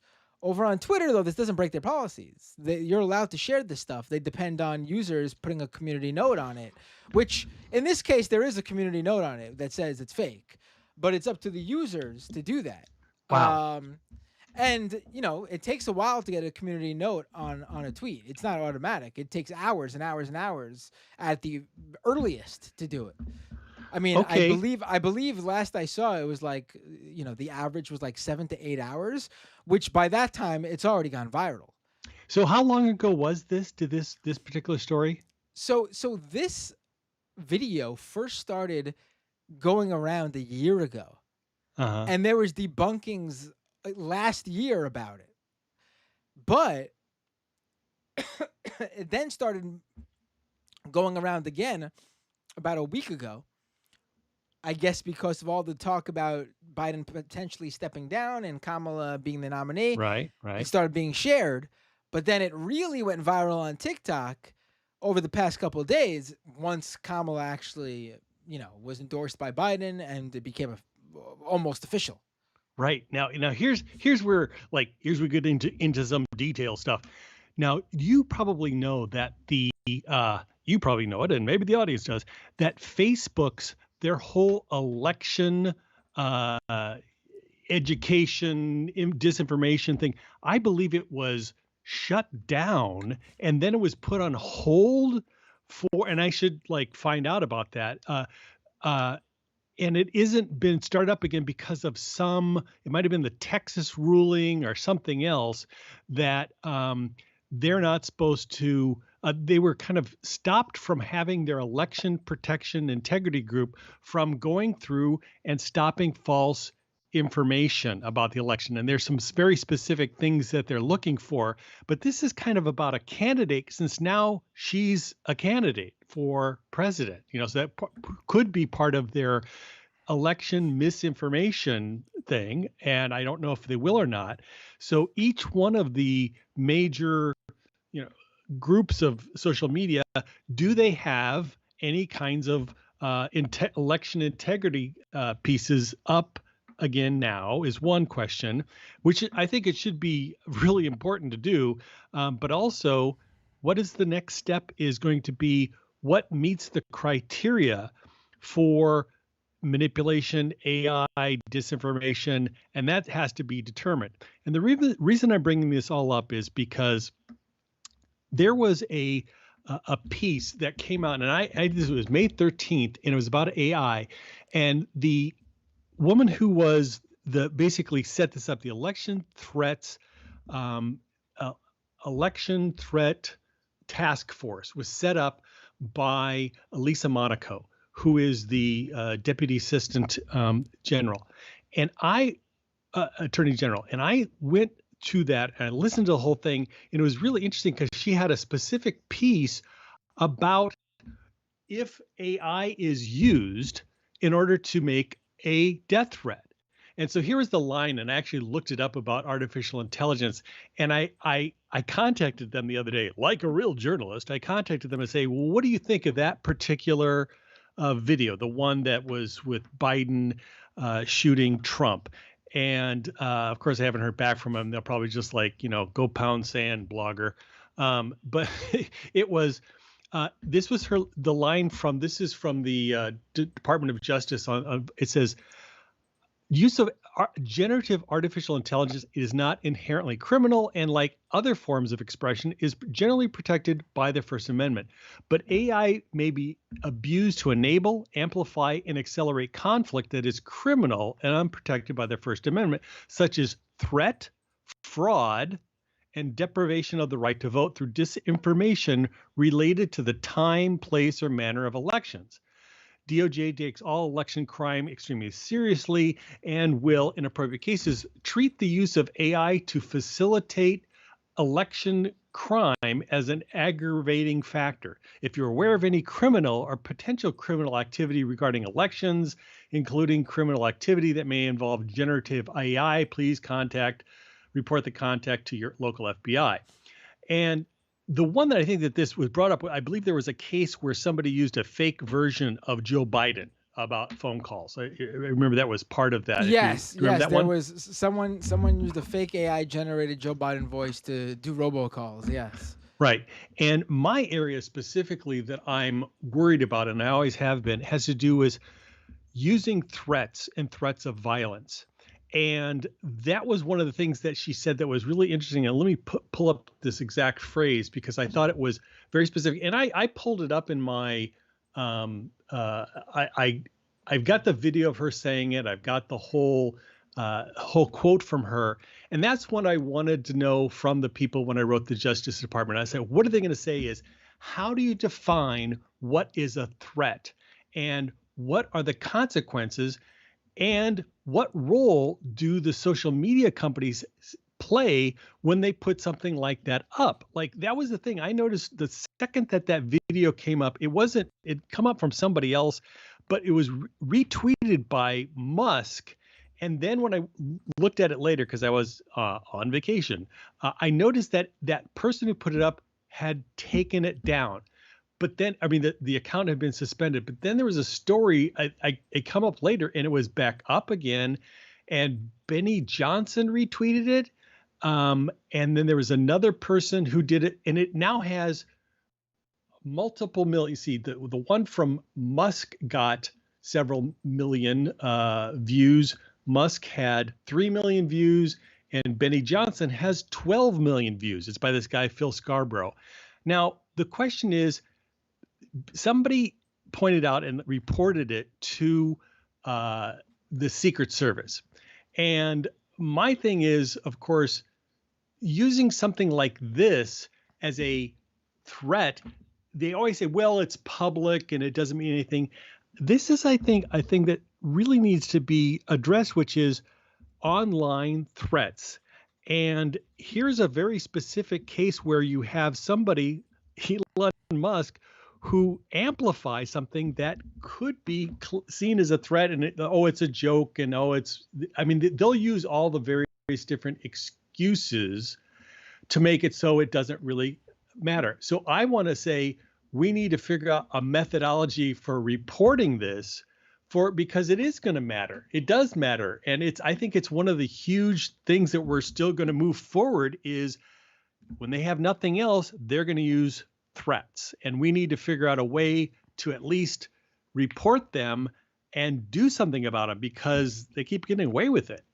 Now, while you're doing that, I'm trying to find what it was that Lisa Monaco specifically said in my March 13th thing. So I ran it through my my AI translator, which I thought that's pretty funny. This is the threats to their safety, and this was from it was a press conference. And again, they have terrible press conferences. It really pisses me off. Here's what she said in this one. Here's a particular the line, the great quote. "Let me be clear." This is Lisa Monaco. "Violent threats using AI are still violent threats. So in these cases where threat actors use advanced technology like artificial intelligence to make their crimes more dangerous and more impactful, the Department of Justice will seek enhanced sentences." So that's great. The issue is going to be then, which has always been a problem with when you take something to the Justice Department, is how do they quantify a true threat? Is this a threat, or will they say, well, that's First Amendment? And I know the right wing is very clever and kind of cutesy clever by saying, oh, I don't know if this is, I was just a joke, or, it's a parody, and they'll say those things. I would like to make it have some kind of bright line and even say, you know what? It's not funny, and you shouldn't be joking about shooting people. And the first part of that, the press conference, they talked about some of the cases that they had sent and prosecuted, and they've done all of 24. And I tracked down all of the examples of somebody who had threatened people online, how they did it. There was a guy in Texas who did it, threatened the people who were in Arizona. They were vicious threats.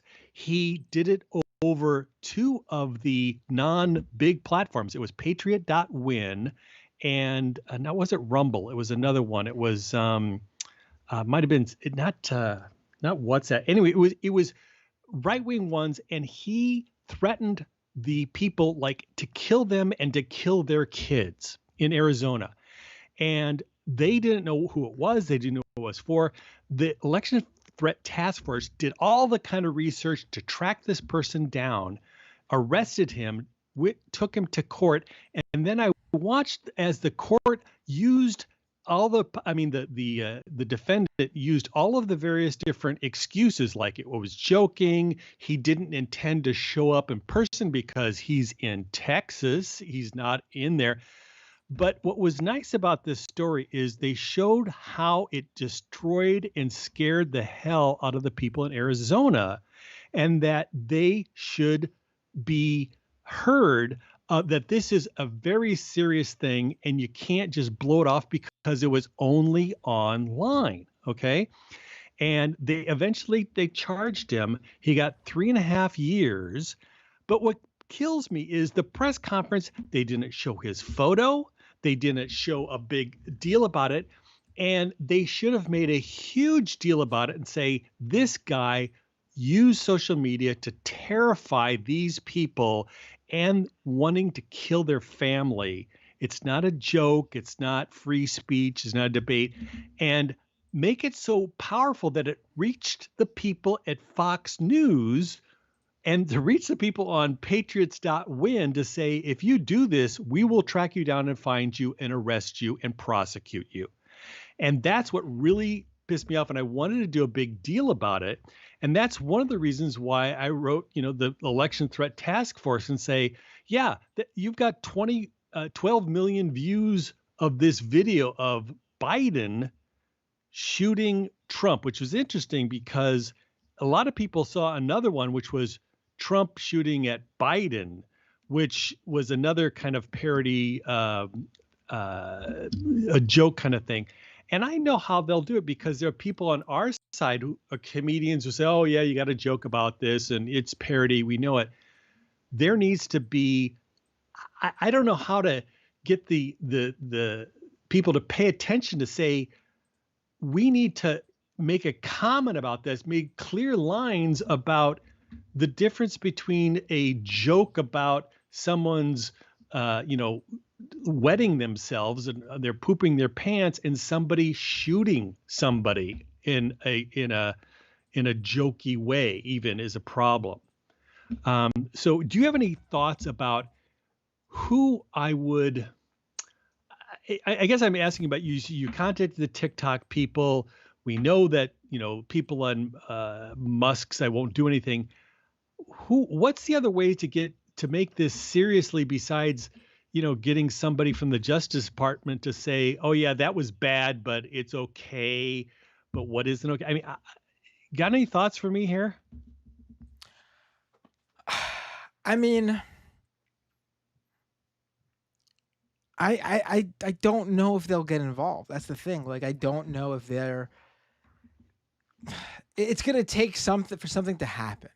Do you know what I mean? But like, something already has happened. It's gonna take for something to happen, and then they're gonna have, and then there's gonna be some sort of over regulatory idea that's gonna be a bad one. Like how you see people saying we need to get rid of oh my God, I'm having a mental block. We have to get rid of oh my God, it's midnight. I'm having a mental block. They're already doing words like that. I mean, this is what I think. Somebody called up earlier. They asked the question, can we or can't we say genocide? And they'll link it to generating revenue, and which is, and people listen to that. People like, Tim Pool are very concerned about that. But then, of course, there's the people who don't care about generating revenue. It's like, hey, I don't need to make any money doing it. I'm paid by Russia. I can spread this stuff. I can put out threats. I hear what you're saying. How do you get that? Section 230. Section 230. You hear people talking about getting rid of Section 230, which is absurd. Section 230 is how the internet works. Without Section 230, free speech will disintegrate on the internet because all these platforms will be too worried about getting sued. So they won't allow this open dialogue that they do allow. Right. Because they know they can't be held responsible. What's going to happen is they're going to go the complete opposite way. Like the obvious thing is for these platforms to have policies that basically provides the best user experience. And you would think that lying, misinformation, and things like that do not provide a good user experience. Some platforms have decided that, yes, and they don't allow it. Like, it's funny because I actually think like TikTok really has probably the most stringent policies, or one of the platforms has the most stringent policies right now about this stuff. Like, a lot of time, this is not to give these companies a pass because they always need to be their feet held to the fire so they can do better and better and better. But like, unless they just don't allow a certain type of content at all, some of the policy breaking content is going to eventually fall through the cracks. Like, it's going to happen. There's no way they could be proactive about every single thing. So, Something so I get this. So and this is one of the reasons why I focus on threats and ones that you can actually define, that you can point to. You've got examples like that, because the it's almost like this excuse is like, well, everybody's doing it. It's like, no, they're not. And not everything is jokey and you can do it. There are very many clear ways that you can point to people who have broken the law, violated the terms of condition, acceptable use policies. The company knows it and they keep them going. I mean, that's the thing, is they don't want to do anything. They don't want to spend the money. They don't want to use AI. And here's the other thing that I found out is what you're saying is the policy is like, okay, well, we can't allow anything, so we're going to crank up the algorithm, and if you say the word genocide, we're going to cut you off your money. And it's like people figure out a way to get around that. It's like, fine. What you want to do is you want to figure out, is there a way that you can get the people who are making the actual things that are dangerous and violent? Those are the ones that I'm really focusing on, because real people are harmed, real people are threatened, and their needs, and when they actually do find somebody, when they try them, give them the due process, which I feel is really important, because there are cases where it'll get used against, well-intentioned comedians and other people. Figure out, okay, here's an example, and then make a big deal out of it. Because the FBI, for example, when the FBI got a call from the people at the school boards and saying, we've got parents coming and threatening to kill our school board members. We got phone calls, we got emails, etc. We'd like you to look into this. And what happened was, when the FBI announced, we're going to look into these threats to school boards, the right wing said, they're coming after us just because we're voicing our opinion. Which the FBI then had to come out and say, no, that's not what it is. We're not doing this. And what they needed to do was to announce some arrests of people who had threatened to kill people who were on a school board. That's what needed to happen, because a big part of this is deterrent. And if people think that it's free speech or it's just their opinion, they're going to go after the FBI. They're going to say they're picking on us, because they always want to be the victim. I like to get examples of people who they're not the victim, they're making severe violent threats, and there needs to be the kind of like enough of it that gets through to the people at Fox News. And that's why the guy who was the shooter for Trump, they fell apart when they like, oh, he's a Republican. Oh, well, what do we do now? So I really hope that there can be a way to say, we can't just throw up our hands, especially now, because I think the use of threats before elections, during elections, after elections, going to keep happening. And there needs to be a concerted effort, not just to prepare for it, but to start prosecuting people we already know who have done the bad things in the last election. There's always a time lag. These people had due process. I'll do it. I'll make a big deal. But frankly, the DOJ is really bad at promoting it, because they don't want to look like they're going after the right, when in fact, 99% of the people who are making these threats are the right. And so, on the other hand, that's one of the reasons the left is always afraid, is because the second that they said, oh, it looks like the left is making violence, the left is targeted. And they're it's like the peace activists, they were the ones that people were, they're going after, or the BLM people. And my other Secret Service story was, the Secret Service during January 6th, they were the group that was vetting all of the, potential groups that are going to show up on January 6th. They were looking at, Democrats against Trump or whatever. They were not looking at Proud Boys. And when they looked at the Proud Boys and the Oath Keepers, they said that they weren't violent. They discounted the actual violence where they had been the guy who founded the Proud Boys. What's his name? That comedian jerky guy. Anyway, they found Kevin him. McGinnis. Yes, yes, and they had stories of them going out and committing violence, but the Secret Service dismissed them as kind of our side. Okay, not, and it's kind of like that joke about Trump saying, "Well, they're not after me." That is the difference between the people who are running the organizations. They don't want to be seen as going after the right, but they can go after the left. That's what they would crank it up on if they had, if that person who did the shooting was anything remotely to the right. So what I hope for is, at this point, keep acknowledging the fact that it's not just the law enforcement. Social media companies need to do more, and it's particularly distressing that you've got thrown in with Elon Musk for his retweeting stuff that is clearly could be inciting violence. And again, I don't know what to do, but I do know that we need to people need to know there's a way to report this stuff. And that's the number one thing that I'm going to be letting people know, particularly in the election side, is people getting threats now for elections, for anything, social media. There needs to be a mechanism to not only report them and tell people this is happening on social media and law enforcement, also to start prosecuting them now, because by the time it's, election time, it's going to be crazy. Great call, Spocko. I really appreciate it. Always a pleasure when you call in. Thanks, Matt. Have a great night.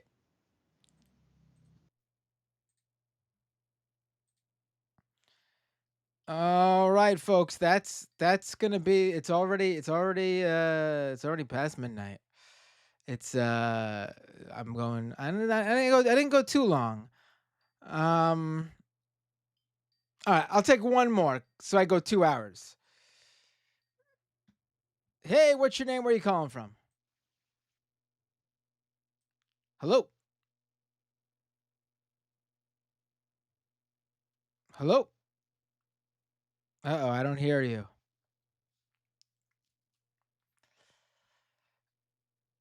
Uh-oh. All right, I got to hang up on you. All right, let me read the super chats, all right?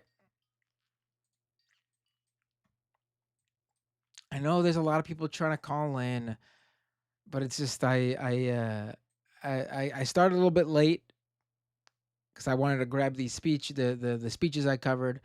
Let me try this person one more time because I already tried to pick up their call. Hello? Hello? Don't know what's going on. Sorry. I see you all trying to call in. All right. One quick call. Really quick. Hey, what's your name? Where are you calling from? What's up, man? Hansi. We're going to have to make it quick. All right, buddy? Yeah, Last call of the I night. know. I'm just gonna say that again, I ain't really anything to talk to you about because again, because my conspiracy fucking mind is fucking being blown Let's up. let's not go there. Let's not go. we got like 10 minutes, so let's make it positive. Hold on a second. Why? Hold on a second. What part of the conspiracy do you not want me to go in? Because I'm not gonna go. No. I'm always fine with you bringing up whatever. I'm just saying tonight we don't have the time to to go into it. Any other night where we still have like an hour or two left and you want to talk to me about conspiracies for 30 minutes, I'm down. But tonight we got limited time.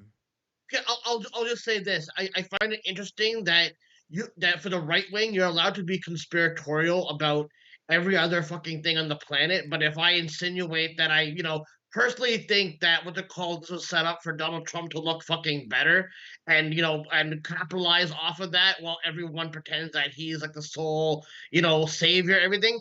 It's just funny how it worked out in his favor in that fucking regard. But listen, that is a great point actually, and you don't even as someone who doesn't believe any of the conspiracy theories around Donald Trump and the shooting, I think everything was legitimate. It happened how it happened. Someone who was disturbed tried to shoot Donald Trump. I think that's for real. I do agree with you that it's been amazing to watch the conspiratorial right, who has conspiracy theories about anything and everything and does not care about how appropriate it is and the feelings of anybody who's involved or otherwise in their conspiracy theories. They were absolutely appalled with the conspiracy theories around Donald Trump because it was being done to their guy. And it was hilariously hypocritical of them. It still is. They're still doing it. Well, Absolutely I great mean, point. I mean, like and then they went right back to conspiracy by saying that Joe Biden. They've been spreading for like the last couple of days that Joe Biden has been dead, and and the thing is, listen, I think some of these people in the establishment media are making a mistake by saying because I don't think it's like when they say, oh, it's staged. I don't think it was fake, like fake bullets and all that kind of shit at all whatsoever. I think it was legit. I think they could definitely orchestrate that, in my personal opinion. But I would suggest some of these people like Keith Olbermann, Amanda Seals, and all that stuff not say that it's staged, because now what's going to end up happening is by them saying it's staged, they're going to like saying it's staged, like that it was not real blood and all that.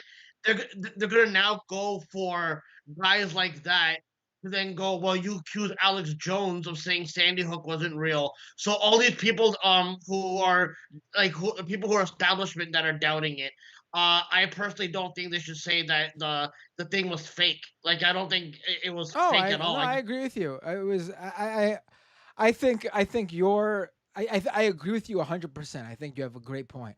I also think your viewpoint, while accurate in terms of that, it's also very funny that you think Donald Trump was like, "All right, here's the deal. You're gonna aim your gun at me from that roof over there, kid. You're gonna shoot. You're gonna get me in the ear, okay?" And Donald Trump trusts this 20-year-old to make it happen. But you're assuming that the 20-year-old is the main shooter, though. That's the thing. Like he Oh, could just be a yeah, come on. wait. You don't believe him? Okay, you know what? Fine. You know what? Since there's like only a couple of minutes left, okay, let's talk about wrestling then. If that's cool. That's cool. The show's almost ending. You want to talk about wrestling then?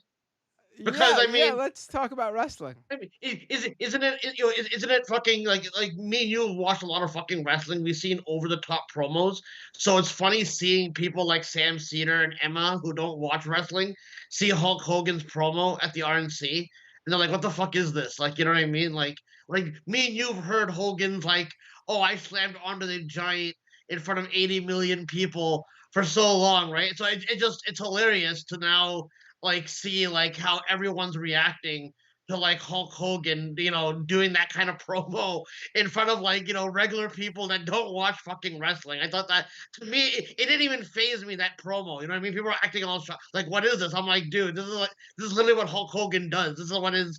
Dude, I never seen him fire. Dude, the last time he was that fired up was when Wrestling, he. baby. No, the last time Hulk Hogan was that fired up in a promo was when like they thought that he wasn't gonna wrestle Andre the Giant, and he was like, "Goes, am I gonna back down? Hell no!" So I don't know. And then you posted a photo of Trump watching the screen like he's a professional wrestler, like Bret Hart Oh, watching, you saw that? Yeah, you saw yeah, he's standing at the he's watching the Biden speech earlier today like he's a pro wrestler. The 45-degree angle off to the side, playing to the camera because that's what wrestlers always do. They are trained to look for the hard cam, so they're always playing up for the camera. So they got a TV behind them in the segment. They're supposed to be watching the TV. So what do? The camera's over here, TV's behind them. They stand off to the side, 45-degree angle look, and they watch the TV.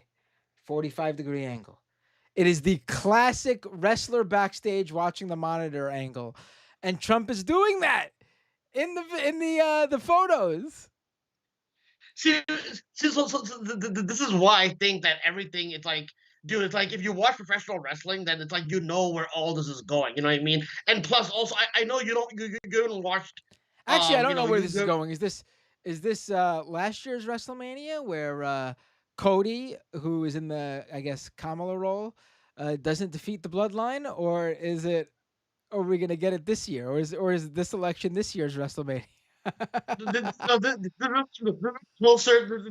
is closer to WrestleMania 30 booking, where they have to pretend that they didn't have it planned out, whatever. Where Brian Danielson, Oh, Kamala Harris was supposed to, Kamala's Brian Danielson. yeah, she was supposed to face Sheamus in a U.S. title match at WrestleMania, but then they had a yes movement happen, Oh, and they Biden and Trump is Batista is and what? Orton, Batista and Orton, Batista right? Oh my god. in Oh, in that's that in that really in good. that regard, So right? who is Triple H here then? Who does Kamala have to get through first? Triple H would be Obama. Because Obama I, hasn't endorsed her yet. no, but Triple H would be is someone who'd be on the right wing fucking side. I mean, they're both on the right wing. I JD don't know. Vance. What's it called? What's it called? Have you watched any wrestling lately or no? I've been watching clips.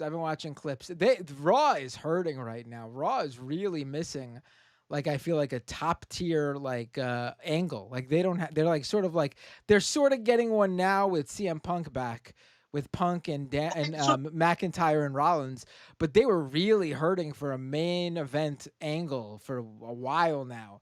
Whereas SmackDown's got the Cody Orton Steen versus the Bloodline angle, which is big time.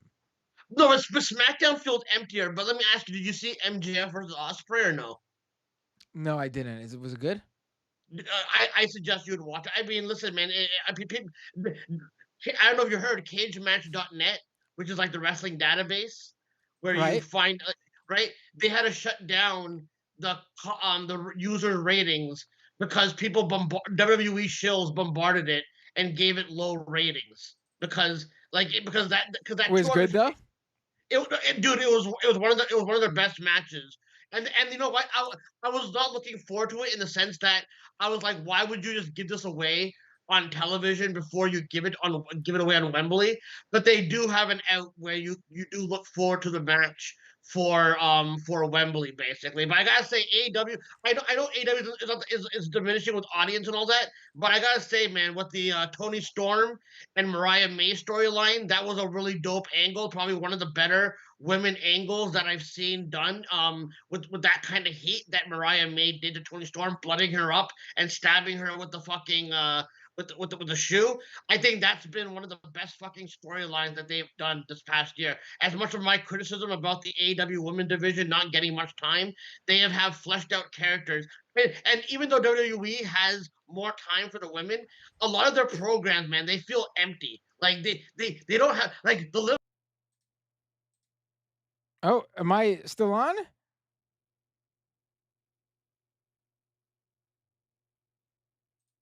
Am I still on? Are we still on the air here? Did I lose you? We froze and everything got really. I'm not going to take any more calls. I'm shutting Skype. Sorry, Hansi. We lost you. I think it was on my end. Hold on, I got to make sure this is still recording too, because otherwise, if I lose the stream, at least I have the video. Hold on.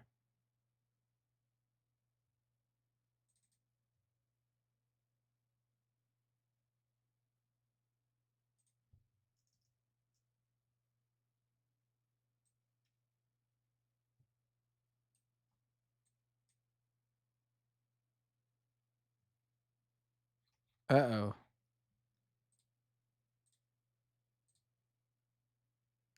All right, let me it looks like we're still on.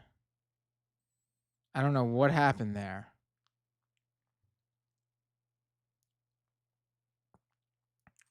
But let me read the super chats. All right? Oh, did it like post another tweet? Because that's annoying as hell. If there's like 2 tweets now for this. No, it didn't. Good. Okay. It looks like it kept everything. We're on the same feed on YouTube. That's how it should be. All right. Let's.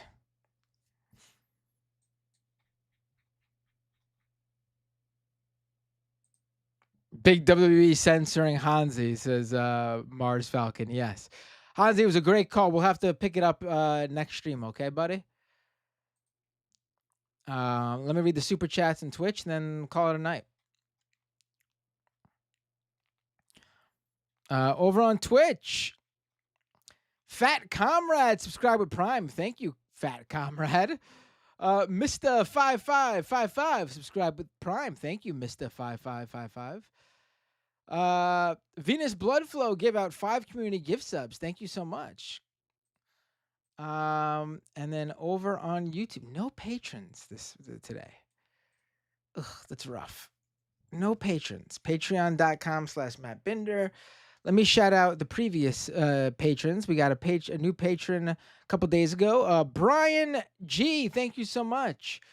Dan S, thank you so much. Jonathan W, thank you so much. Patreon.com/Matt Binder. Let's go to YouTube. Over on YouTube, Daniel R with a super chat. Candace Owens voice. Where my stable lefty at? Tokyo Hans with a super chat. Biden's closing line always bothers me. God bless America and God protect the troops. The best way to protect the troops is to pull them out of countries they have no business being in and not invading other countries. Correct.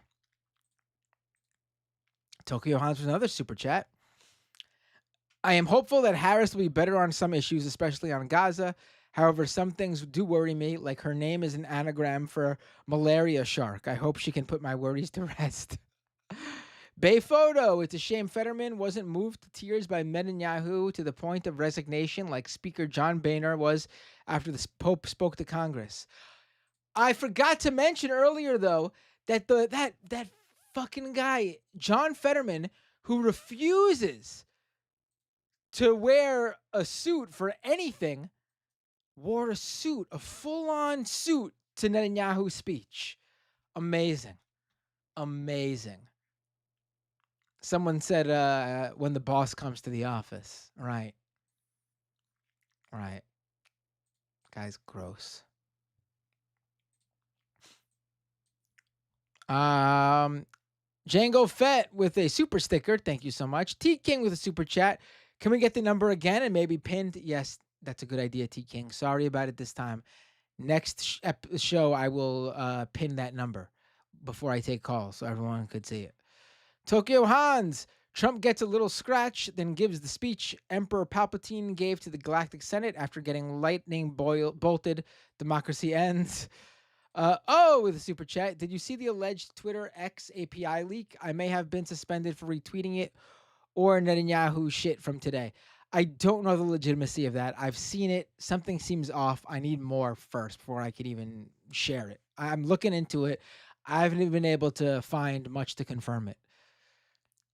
I know people are getting suspended who look like it. They got suspended because they shared it. It's too circumstantial. It's not enough yet. Renee with the super chat, a membership super chat first. Hello, Narokanda, and then Renee with a few super chats. How about Elon interrupting a Grimes concert in Japan like an anime slasher villain? I find it shitty, but I prefer Rodchenko. And Elon says his trans daughter is dead to him. Sounds like Christmas for her came early. And then Renee says, no back alley sex jokes, Totoro. I don't know what he means by that one, but I did not cover that. I'll have to pick it up next time. I did see that. The Elon, oh my God. We'll get into it next time. I don't even want to mention it now because it's going to set me off and I do not want to talk about this at the end of the show, especially when there's streaming problems and it might get cut off. NFP me says, thank you, Matt. Feel better. I'm not sick. I'm fine. I'm okay. But all right, folks, that's it. That's the show. Once again, patreon.com/MattBinder, youtube.com/MattBinder, twitch.tv/MattBinder. Who should I raid? Who's on right now? Who should I raid?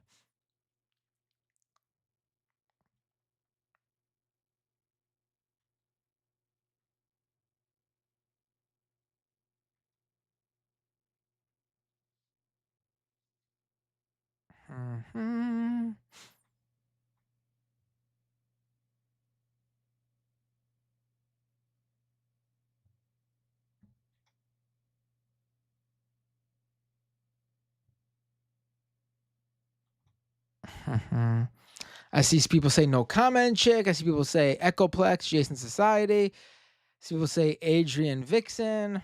Let's see. I'm looking.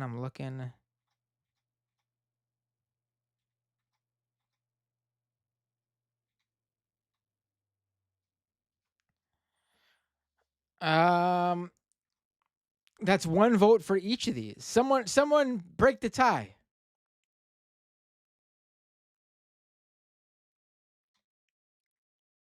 Someone break the tie. Who should I raid?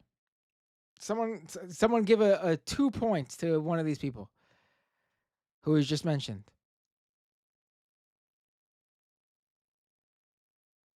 Jason Society it is. That was the tiebreaker. Let me type in his handle. All right.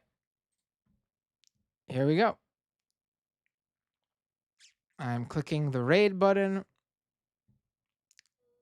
Start raid. Oh, he's watching the Hulk Hogan RNC speech. Let's do this. Perfect. Can't I pick a better one to raid? Oh, I gotta send you guys now. All right. Have a great night, everybody.